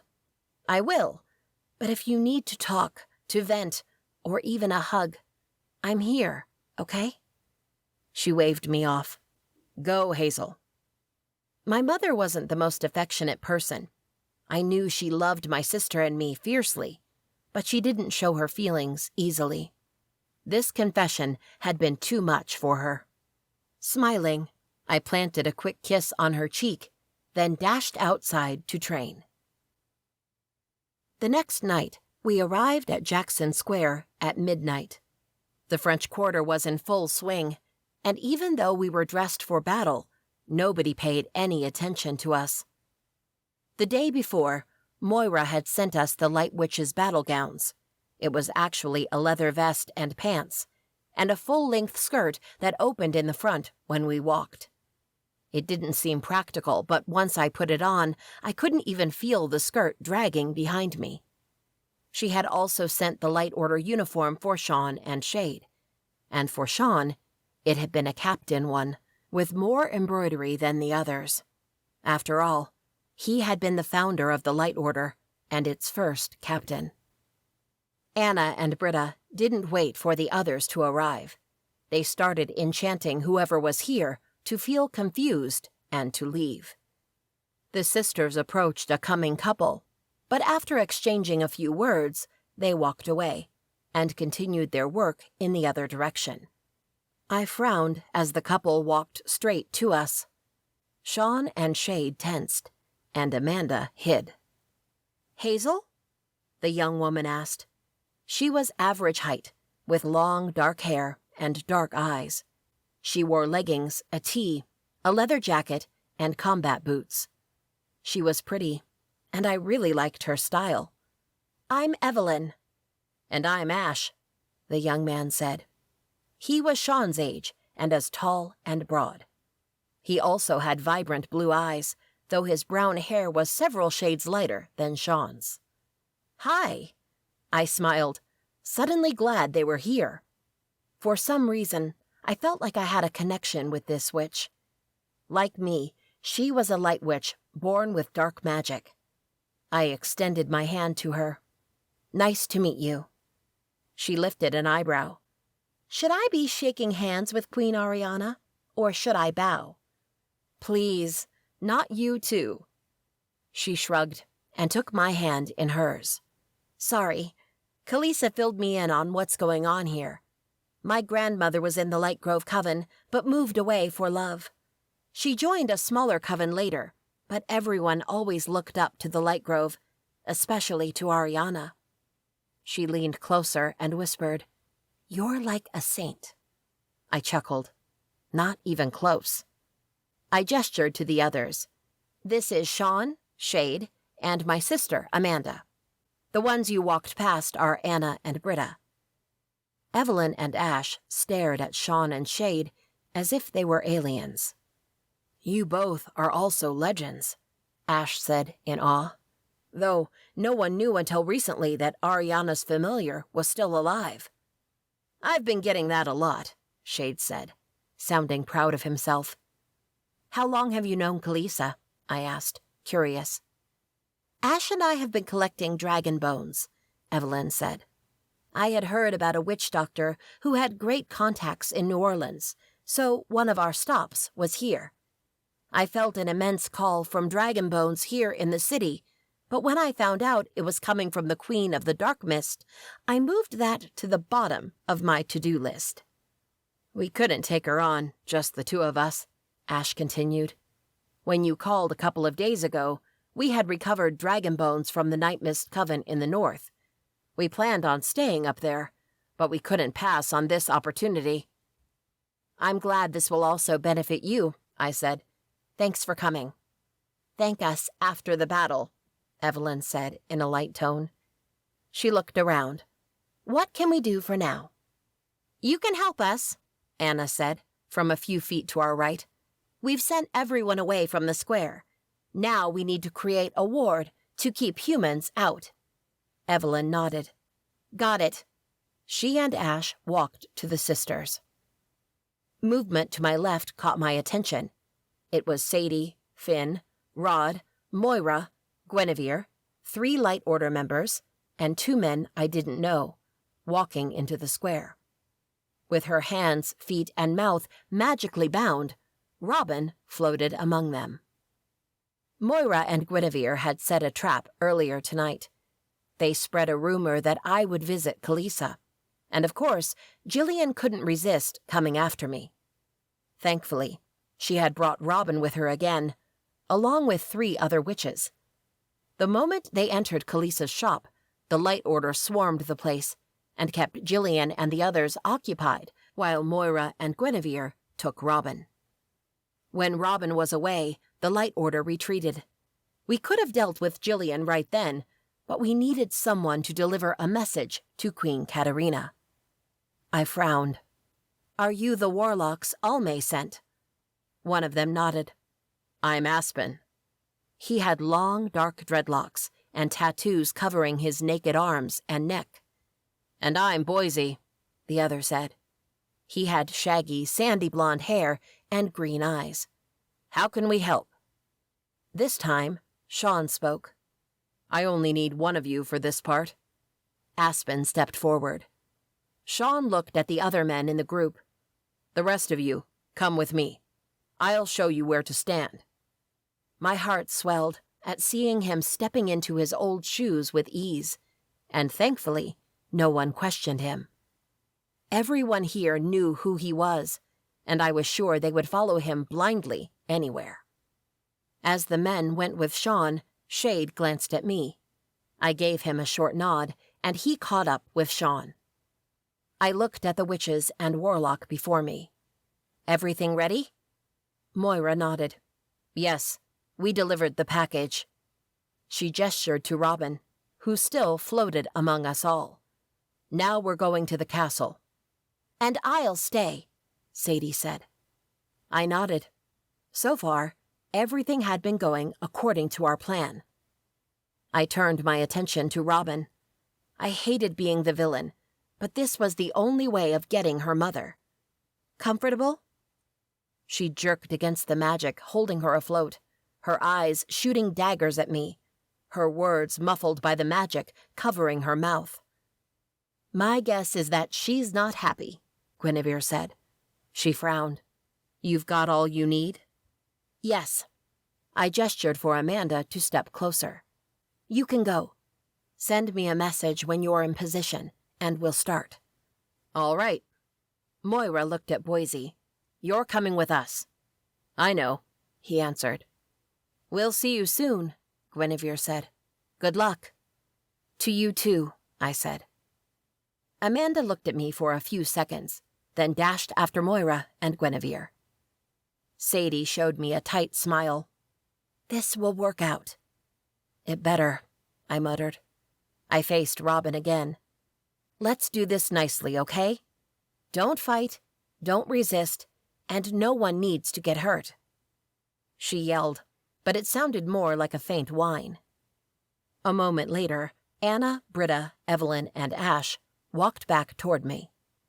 "The square is warded," Britta said. "If a human comes this way, he or she will feel disoriented and change their minds quickly." "Good." I looked at my friends, and at the warriors a dozen yards away. Sean and the others seemed to be in position. "Everyone ready?" "Oh, yes," Evelyn said. I smiled, loving her enthusiasm. "Let's get this show started." Chapter 11. We sent word to Queen Katerina at 1 in the morning. I gave her 30 minutes to come to Jackson Square and duel me. Otherwise, I would kill her daughter. To be honest, I probably wouldn't kill her, but Katerina didn't need to know that.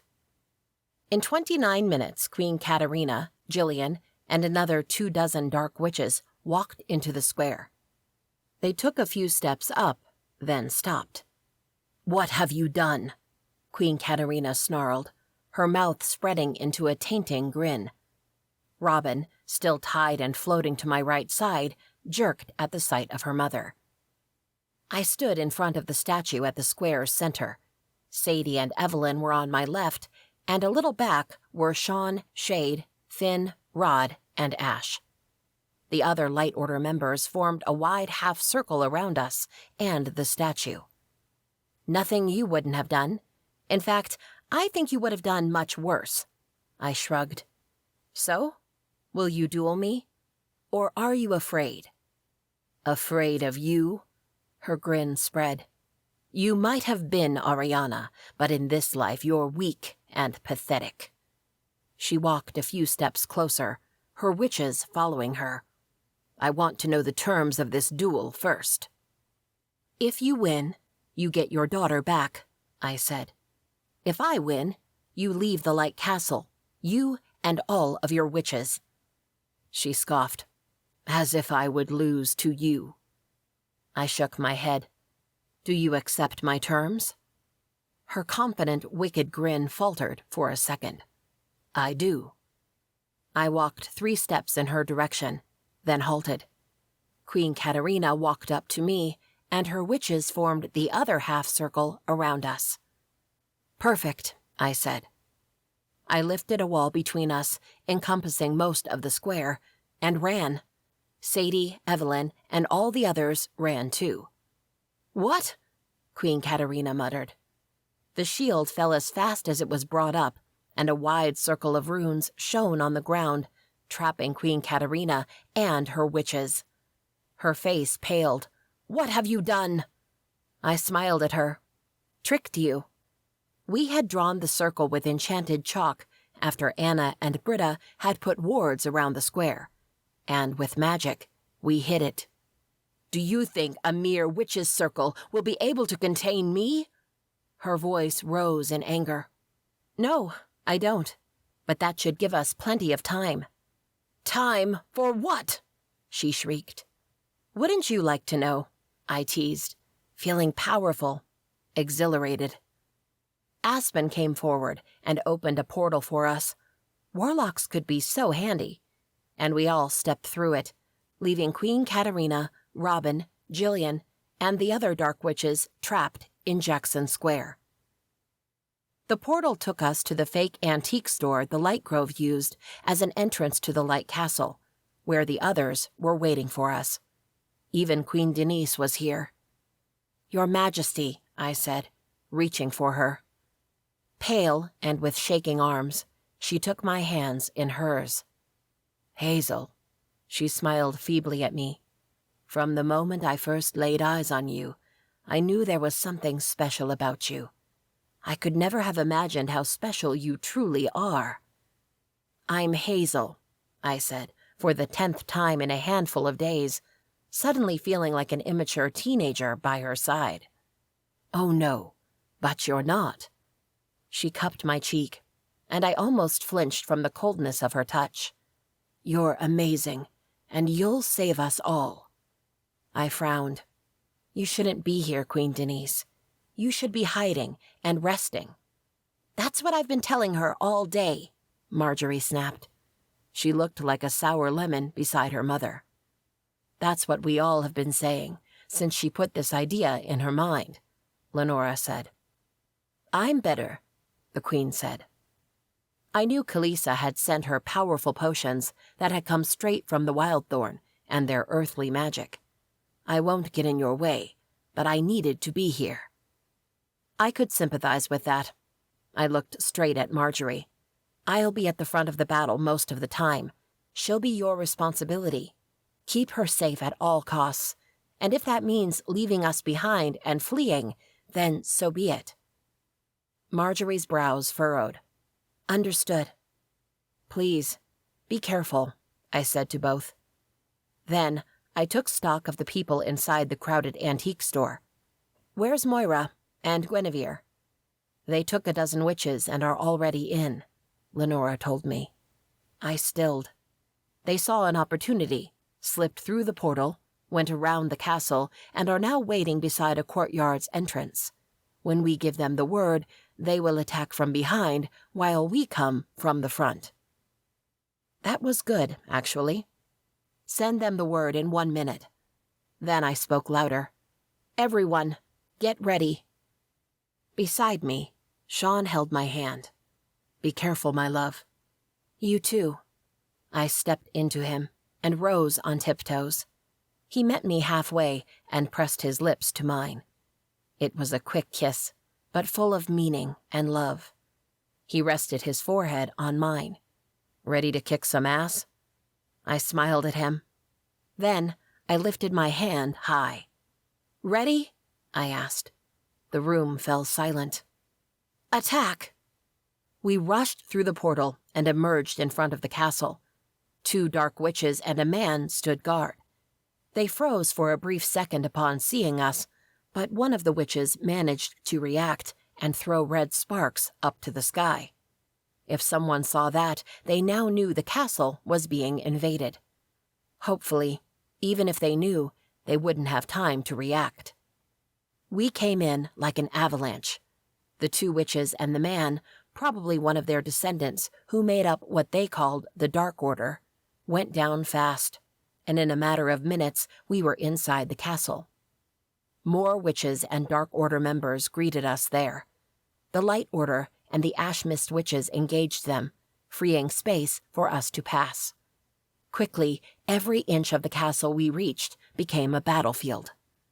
Our group advanced toward the council room. Whenever someone charged us, we took care of them as fast as we could and continued forward. Halfway to the council room, we met up with Moira, Guinevere, and their group. They helped us open a path and kept us protected while we focused on our task. 8 dark witches were inside the council room. Anna, Britta, Evelyn, and Ash battled them, while Queen Denise and Marjorie led us to a side wall. There, among 2 columns, was a hidden door. Marjorie opened it, and we shuffled inside. Magical lights appeared on the wall beside us, illuminating the corridor we were in.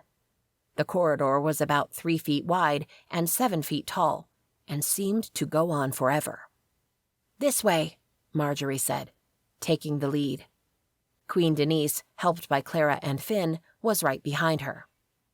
As we went, more lights appeared on the walls. We walked for about 3 tense minutes until finally the corridor opened up to a small room. There were more corridors sprouting from this room and a staircase in the center. Marjorie started on the stairs. "Down here." We all followed her. We climbed down 4 flights of stairs. By the time we arrived at the landing, Queen Denise was breathing hard. I paused and turned to her, worried. She waved me off. "I'm fine. Keep going." I glanced at Marjorie. She sighed, but moved on. She led us through another corridor, this one shorter, until finally we stopped at an archway with a heavy wooden door. She produced a thick bronze key from her pants' side pocket, put it in the keyhole, and muttered an incantation. A wave of visible light magic traveled through the door, and a loud click resonated through the corridor. "In here." She pushed the door open and let me go in first, followed by Sean and 3 Light Order members. She got her mother from Clara's and Finn's arms and went in next. Then, too fast for anyone to react, she dropped her mother, pushed Clara and Finn back, and closed the door, locking it in place. "What's going on?" I asked, confused. On the other side, our friends banged on the door and yelled our names. Marjorie rested a hand on the door, and a magical barrier covered it, muffling all sounds. Sean and I retreated, and Queen Denise wobbled and fell to her knees. "Marjorie, what are you doing?" her mother asked. "Helping you." She reached for her mother and held her hands. She pulled her mother up on trembling legs. "I made a deal with the Brotherhood of Purity, and—" "You did what?"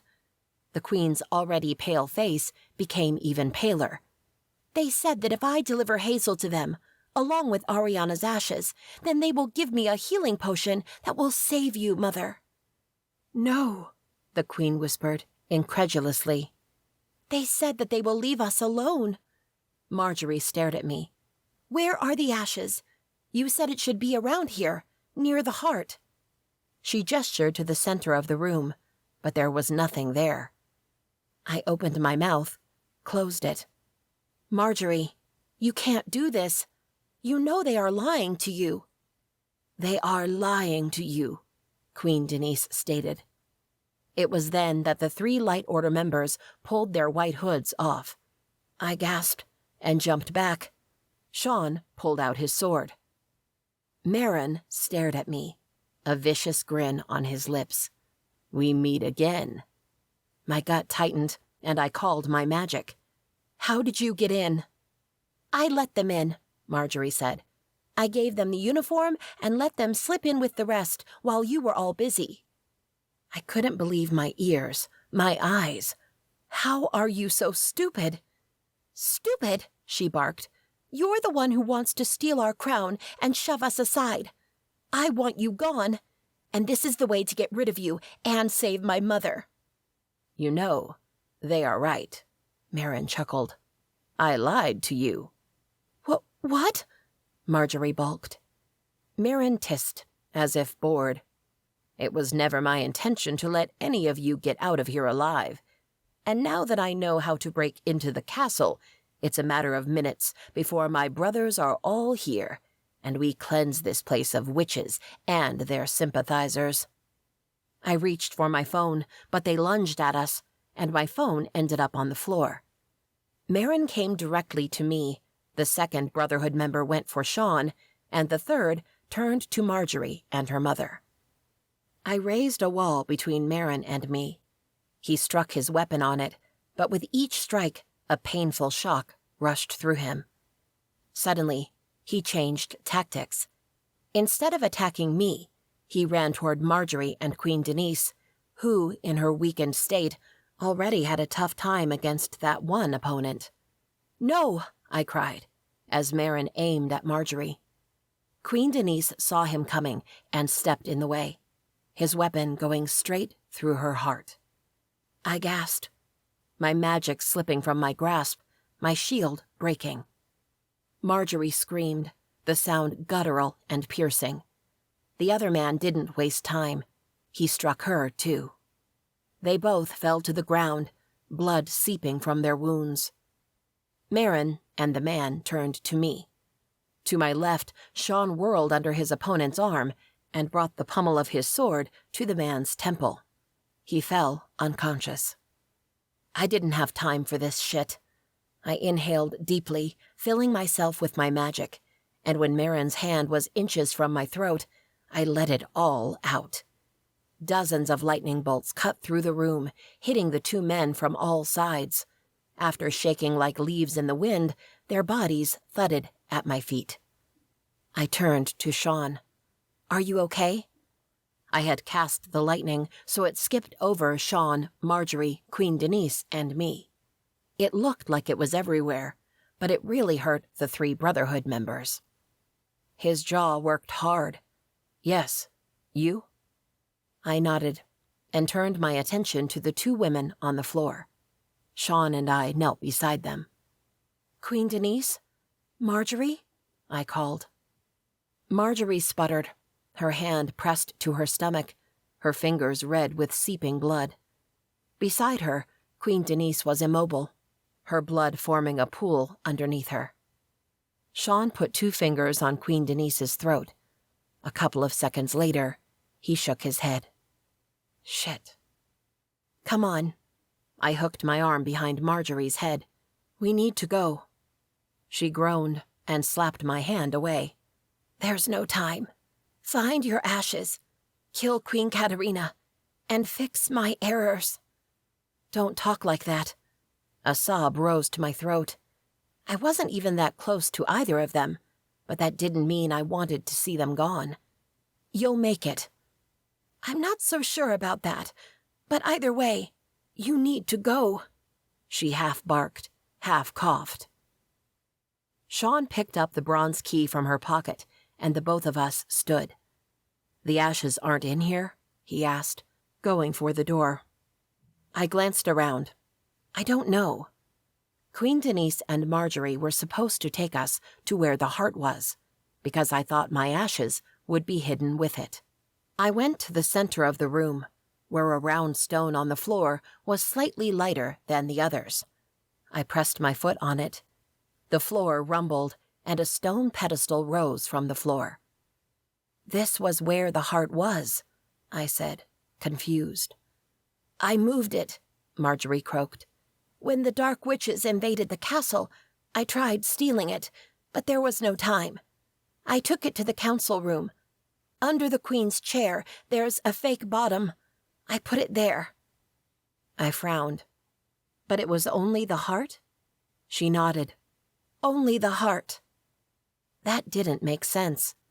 There should be a pouch with my ashes somewhere. The loud click of the door unlocking echoed in the room. Sean opened the door, and the others swarmed the room, except for Moira, Guinevere, and Rod. Where were they? "Mother!" Finn shouted. He rushed to the Queen. He glanced at Marjorie. "What happened?"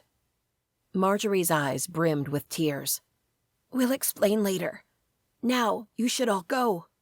Queen Katarina will be back at any moment, and the Brotherhood of Purity found a way inside." "What?" Sadie asked, her voice thin. "I'll take care of them," Finn said, somber. "The rest of you, go." "I'll stay too." Sadie walked up to Marjorie. "Go." Amanda stood by my side and took my hand in hers. I looked at all of them, my heart broken, but there wasn't much I could do right now. Without a word, I ran out of the room, Sean glued to my side and the others right behind us. As we ran, I was told Moira, Guinevere, and Rod had gone up to either find help, since no one seemed to be able to open the enchanted door, or to join the fight. We emerged in the council room, and Moira, Guinevere, and Rod fought a bunch of dark witches alongside Anna, Britta, Evelyn, Ash, Aspen, and Boise. They did their best to push them back and keep them from reaching the hidden door. Lenora and Clara joined them, as more dark witches surged in the council room. Amanda went too, but she was clever enough to stay behind them, and Sean and I made our way to the Queen's chair in the center of the room. Sean and I groaned as we tilted the heavy chair and laid it on the floor. The bottom was one flat wooden slab. I pushed against it, tried to pry it with my nails. Sean used his sword, but it didn't move. Breathing hard and worried about time, I rested my hand on the wood and tried sensing it with magic. I felt them, the beating heart of the first Witch Queen and my ashes. They were here, both of them, hidden behind a magical barrier. Around us, the fight went on, and sparks flew over our heads every few seconds. A handful of times, Sean had to step in front of me and deflect the stray bolts with his sword. Focusing, I placed my other hand on the wood and sent a rush of lightning to its corners. The wood cracked. Eager, I pulled it away and stared at the silk bundle that pulsated in rhythm. I took it in my hands and unwrapped the cloth, and there it was. The heart of the first Light Mist Witch Queen. I blinked and saw the heart in my hands. I was in a dark room that looked like a catacomb, and Prince Thales, Anna, and Britta were with me, along with 6 members of the newly established Light Order. "Got it?" Anna asked. I nodded, still shaking as the heart beat within my palms. "Then let's go before Jewel arrives," Britta urged. I wrapped the heart into a blue velvet cloth and put it inside a small bag I had brought for this. Then we ran out of this place, seconds before it was swarmed with dark witches. A scream echoed through the room, and I snapped back to reality.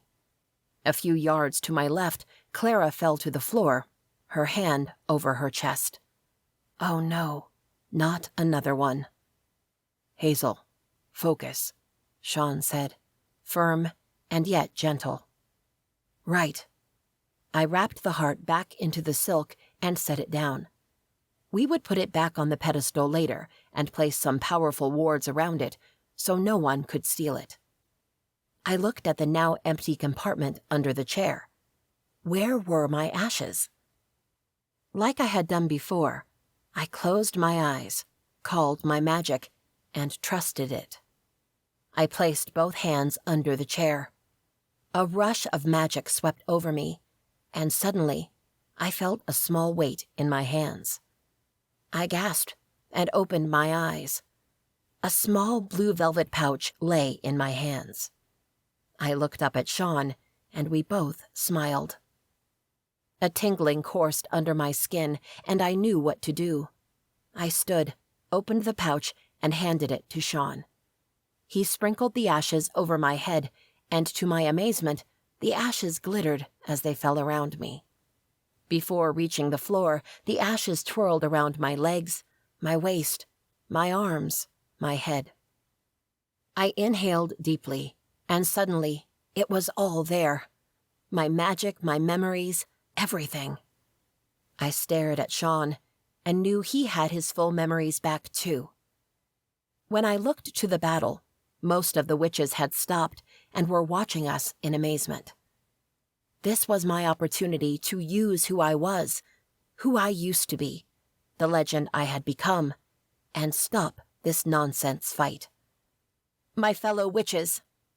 A loud laughter echoed through the room as Queen Katerina walked in, followed by Robin, Jillian, and another wave of dark witches. "Great show, Hazel," Katerina said. The fight around the room sizzled, and the witches and men took their sides. "Glad you're enjoying it," I said, coming to the front of the line. "It's time to end this," she snarled. "You owe me a duel." My turn to show her a lopsided grin. "My pleasure." I sent lightning directly to her chest. She barely had time to move out of the way and hit another of her witches in the chest. The witch convulsed and fell unconscious. I hadn't hit to kill, but to numb. With an enraged cry, Katerina came to me, and the both of us battled. I threw my lightning at her.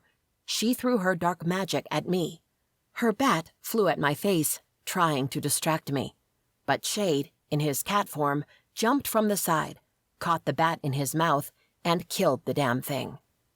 Katerina cried again and renewed the strength behind her attacks. For a moment, everyone stood still, watching us, until Sean yelled and lunged at the nearest Dark Order warrior. Chaos descended upon the room. Shade smartly went after the other witches' familiars. He had the advantage of shifting into and out of his human form, and in less than 5 minutes, he had killed 3 more. To my surprise, Katerina was stronger than I thought, but I was stronger than her. I sent a lightning bolt that hit her stomach and made her fall to her knees in pain. Approaching her, I brought up a pillar made of lightning, trapping her in a circular prison. "Yield," I said. She laughed through the pain. "Never. Yield, or I'll make you regret you ever existed." She rose to her feet and glared at me. "I haven't even started." She wrapped a hand around the dragon bone hanging from her neck and channeled its power. Evelyn stepped forward, her arm raised. The dragon bone shook in a battle of wills. A few seconds later, it snapped from its chain and flew directly into Evelyn's hand. "What?"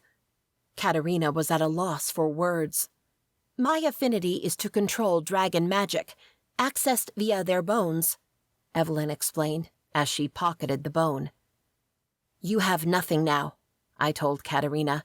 "You can't fight me. Yield." She lifted her chin.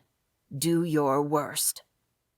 I twirled my hand, and the pillars arched inward. They struck her, shaking her body as if they were frying her. Katerina crumpled to the floor, unconscious. Something in me darkened. I should kill her. I should rid the world of her evilness. But I couldn't bring myself to do it. I had killed before, but I really didn't want to do it again. If I could win this battle without killing, I would try. "Enough!"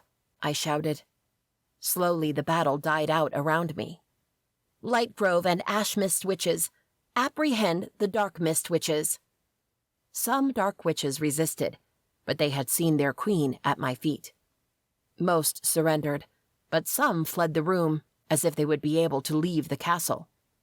Queen Katerina isn't dead. She'll be taken to—" Murmurs started and rose fast. I turned around and saw Katerina lunge at me, a black magic bolt in her hand aimed directly at my heart. Swiftly, Sean stepped between us and buried his sword in Katerina's chest. The bolt in her hand blinked away.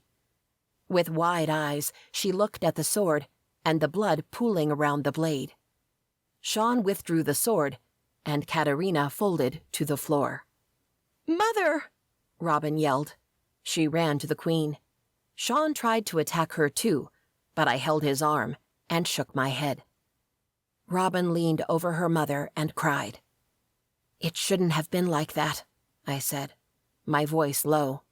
I cleared my throat. "I'll be clear. Any witch who tries something like that again, at me or anyone else, will be dealt with." I made a point of turning around, staring at the dark witches, who were now subdued. "Your fate isn't decided yet, but know that as light witches, we'll be honorable, as long as you are too." While turning, I assessed the damage in the room. There were a few bodies here and there, including Marjorie's, resting along the wall beside the hidden door. Her eyes were open and unseeing. My chest constricted. "Hail to the Queen!" someone yelled from the back. "Hail to the Queen!" a few more said. Suddenly, the whole room chanted, "Hail to the Queen!" as they knelt and bowed their heads. Sean gave me a knowing smile, then joined them. I stared at them, confused but proud. I had wished to make the Lightgrove a safe place again. This wasn't how I wanted to make it happen, but it seemed to be the only way. A Light Order member appeared at the door. "Help!" he yelled. Then he halted, looking around at the scene. Sean stood. "What is it?" The Brotherhood of Purity are invading the castle," the man said. "Light Order warriors, we have another battle." He glanced at me, winked, and then rushed out of the room. The Light Order warriors followed him, and Shade, Ash, Boise, and Aspen went with them. Chapter 11. Chapter 12. This wasn't exactly what I had wished for, but in some ways, it was even better. Sean and I stood on the ballroom's dais, with the council members beside us. I wore an elegant white and silver gown, and a new light white crown on my head. Sean was handsome, in a modern take of his old blue uniform, a silver sword hanging from his waist. He didn't have a crown yet, because we didn't want to rush the wedding, but soon enough, he would have one, and he would be called King. He would probably be the first king of the Light Order, but hell, as its founder, he could do whatever he wanted. He picked up one of my hands, brought it to his lips, and gave it a soft peck. He knew how nervous I was about this, how unworthy I felt. The only thing holding me together right now was the fact that I knew he and the council had my back. They wouldn't let me falter. I turned to the ballroom and smiled at the hundreds of faces staring back at us. It was now hard to imagine that only a week ago, this castle had been the site of a bloody battle that changed the entire course of the Lightgrove Coven. After the battle, the Light Order dealt with the Brotherhood of Purity, who invaded the castle. If they hadn't wiped out the entire New Orleans sector, it would have been close. While they fought, we rounded up the Dark Witches and gave them a choice: live in prison or join us. They were warned, though, that if they stepped out of line, there would be heavy consequences. 2 of them screamed bloody murder and tried to attack me. They were killed on the spot. A handful stayed quiet and were taken to the prison underneath the castle. And the rest were willing to try. Then we helped the wounded and took care of the dead. In the battle, Moira and Lenora had been badly hurt, but our healers said they would be okay. Others had minor injuries, like scrapes and scratches that needed to be cleaned and would be fine. And we lost some people too.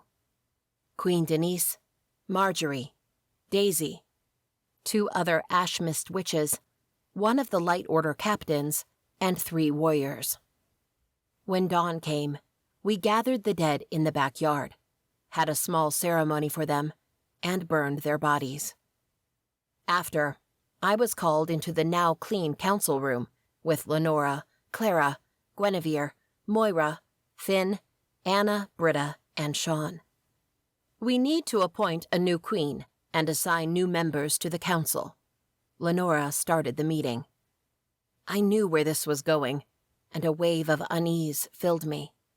I don't think... It's unanimous, Clara said. If you accept, you'll be appointed queen, and Sean will be the new high captain of the Light Order.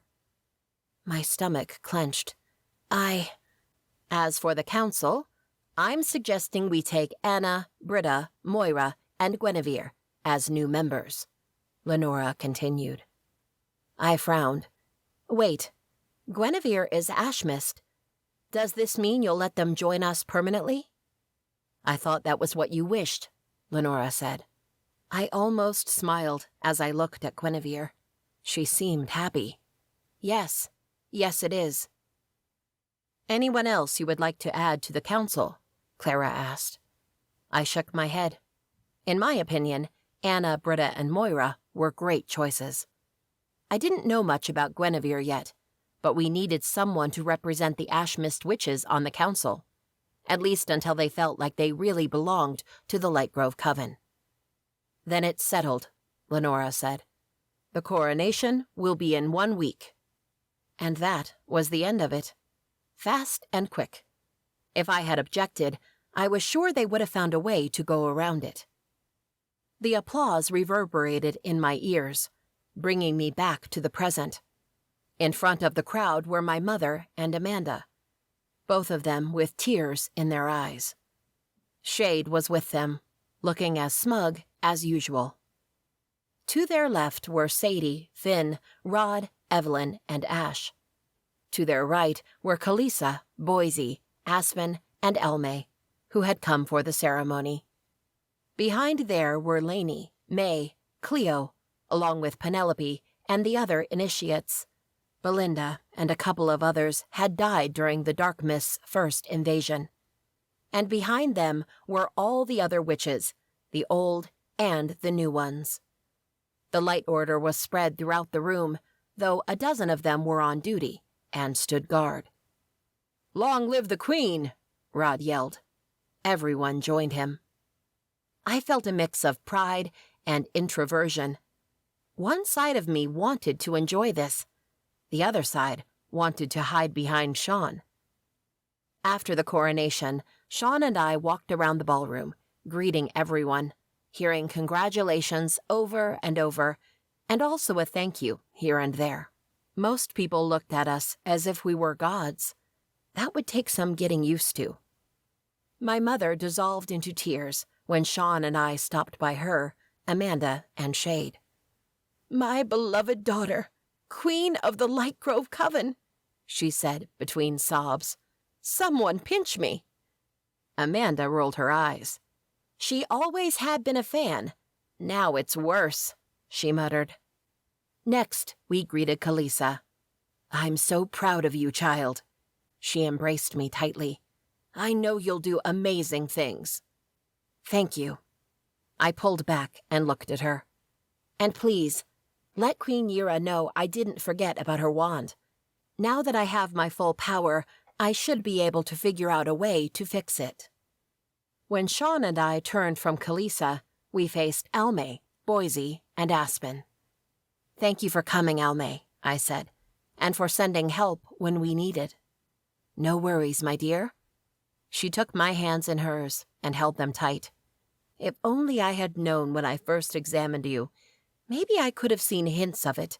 Alas, it wasn't supposed to be. "Everything worked out in the end," Sean said. Alme smiled at him. That it did. We thanked Boise and Aspen again, before moving on to Evelyn and Ash. "Thank you for calling us," Evelyn said. "That was all on Kalisa," I said, "but I'm glad she did."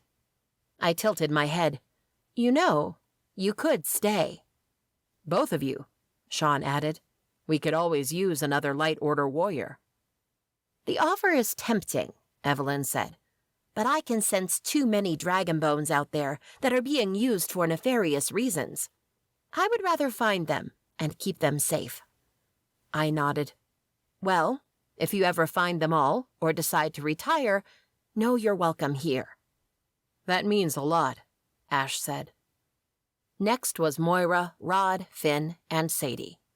Moira had come down from the dais from her council position, and Sean had made sure to take Finn and Rod off duty tonight. "You've surprised me," Moira admitted, "in a good way." My brows rose. "I thought you hated me, even when you were helping me." She grunted. "Don't push it." I smiled. Having her on the council beside me would be fun. "Thank you to the three of you," I said to Sadie, Finn, and Rod. "You helped me and Sean when no one seemed to be on our side. That meant a lot." Beside me, Sean nodded. "It was our pleasure," Sadie said. It was a shame Sadie was considered too young to be on the council, though she was a little older than I was. Otherwise, I would have invited her too. "You can count on us for anything," Rod said, his eyes on me. Beside me, I felt Sean tense.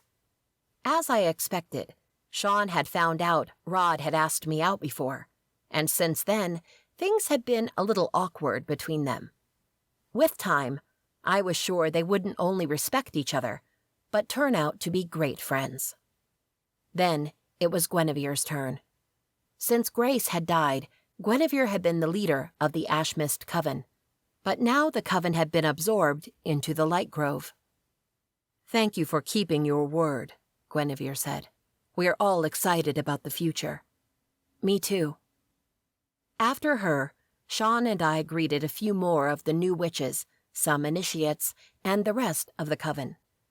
Finally, after we greeted and talked to everyone, the party really started. One of the Light Order members' hobby was DJing, so he was in charge of the music. The center of the ballroom became a dance floor, and food and drinks weaved among the guests on enchanted trays. Despite the ugly scene from last week, everyone seemed to be enjoying the party. When the DJ played a slower song, the dance floor filled with couples. Sean, who had his arm around my waist or at the small of my back all evening, extended his hand to me. "May I have this dance, Your Majesty?" I rolled my eyes at him. Do not start with the Your Majesty thing. I slipped my hand in his, and he took me to the center of the ballroom. One corner of his lips tugged up. "Why not? You are the queen." "Between you and me, I'm just Hazel. The girl with the dyed hair, the piercings, the tattoos, leggings, leather jacket, and combat boots." Dressing up in a gown and fancy clothes was nice, but sometimes I missed my old self. I had redone the red streak in my hair. My piercings and tattoos were still apparent, but for some reason, I felt like they were hidden. From me and everyone else. "I love all sides of you," he said, his tone serious. He wrapped one arm around my waist, took my hand in his, and started moving us around the dance floor. The rebel side, the worried side, the committed side, the loyal side, and also the queen side. My cheeks warmed up. "I love you too, you soft-hearted future king." He chuckled, then quickly lost the smile. "What is it?" I have been thinking a lot about my parents. How am I going to lead this life and still keep them a part of it?" I frowned. He had already mentioned this subject earlier this week. I had suggested telling his parents the truth, but Sean said they would probably freak out, think we were nuts, and either commit Sean to an asylum or cut ties completely.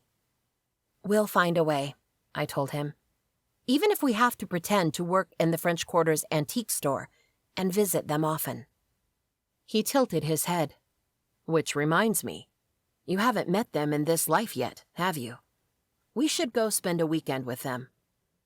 I smiled at him. I like that idea. It would involve a lot of moving pieces. The council wouldn't let me go without a dozen witches and another dozen Light Order warriors, but we would find a way to make it work. We should plan to go in 2 weeks. Sean made the math in his head. That's Christmas. Perfect. I looked at him, and my heart squeezed, my chest flooding with love. I leaned into him, and he met me halfway, pressing his warm lips to mine for a quick kiss. I glanced around. My family and my friends were here.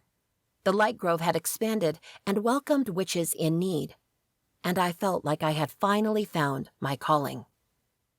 How had I been so lucky? In my previous life and in this one. I leaned against Sean and rested my cheek on his collarbone. This, right here, is perfect. He kissed the top of my head.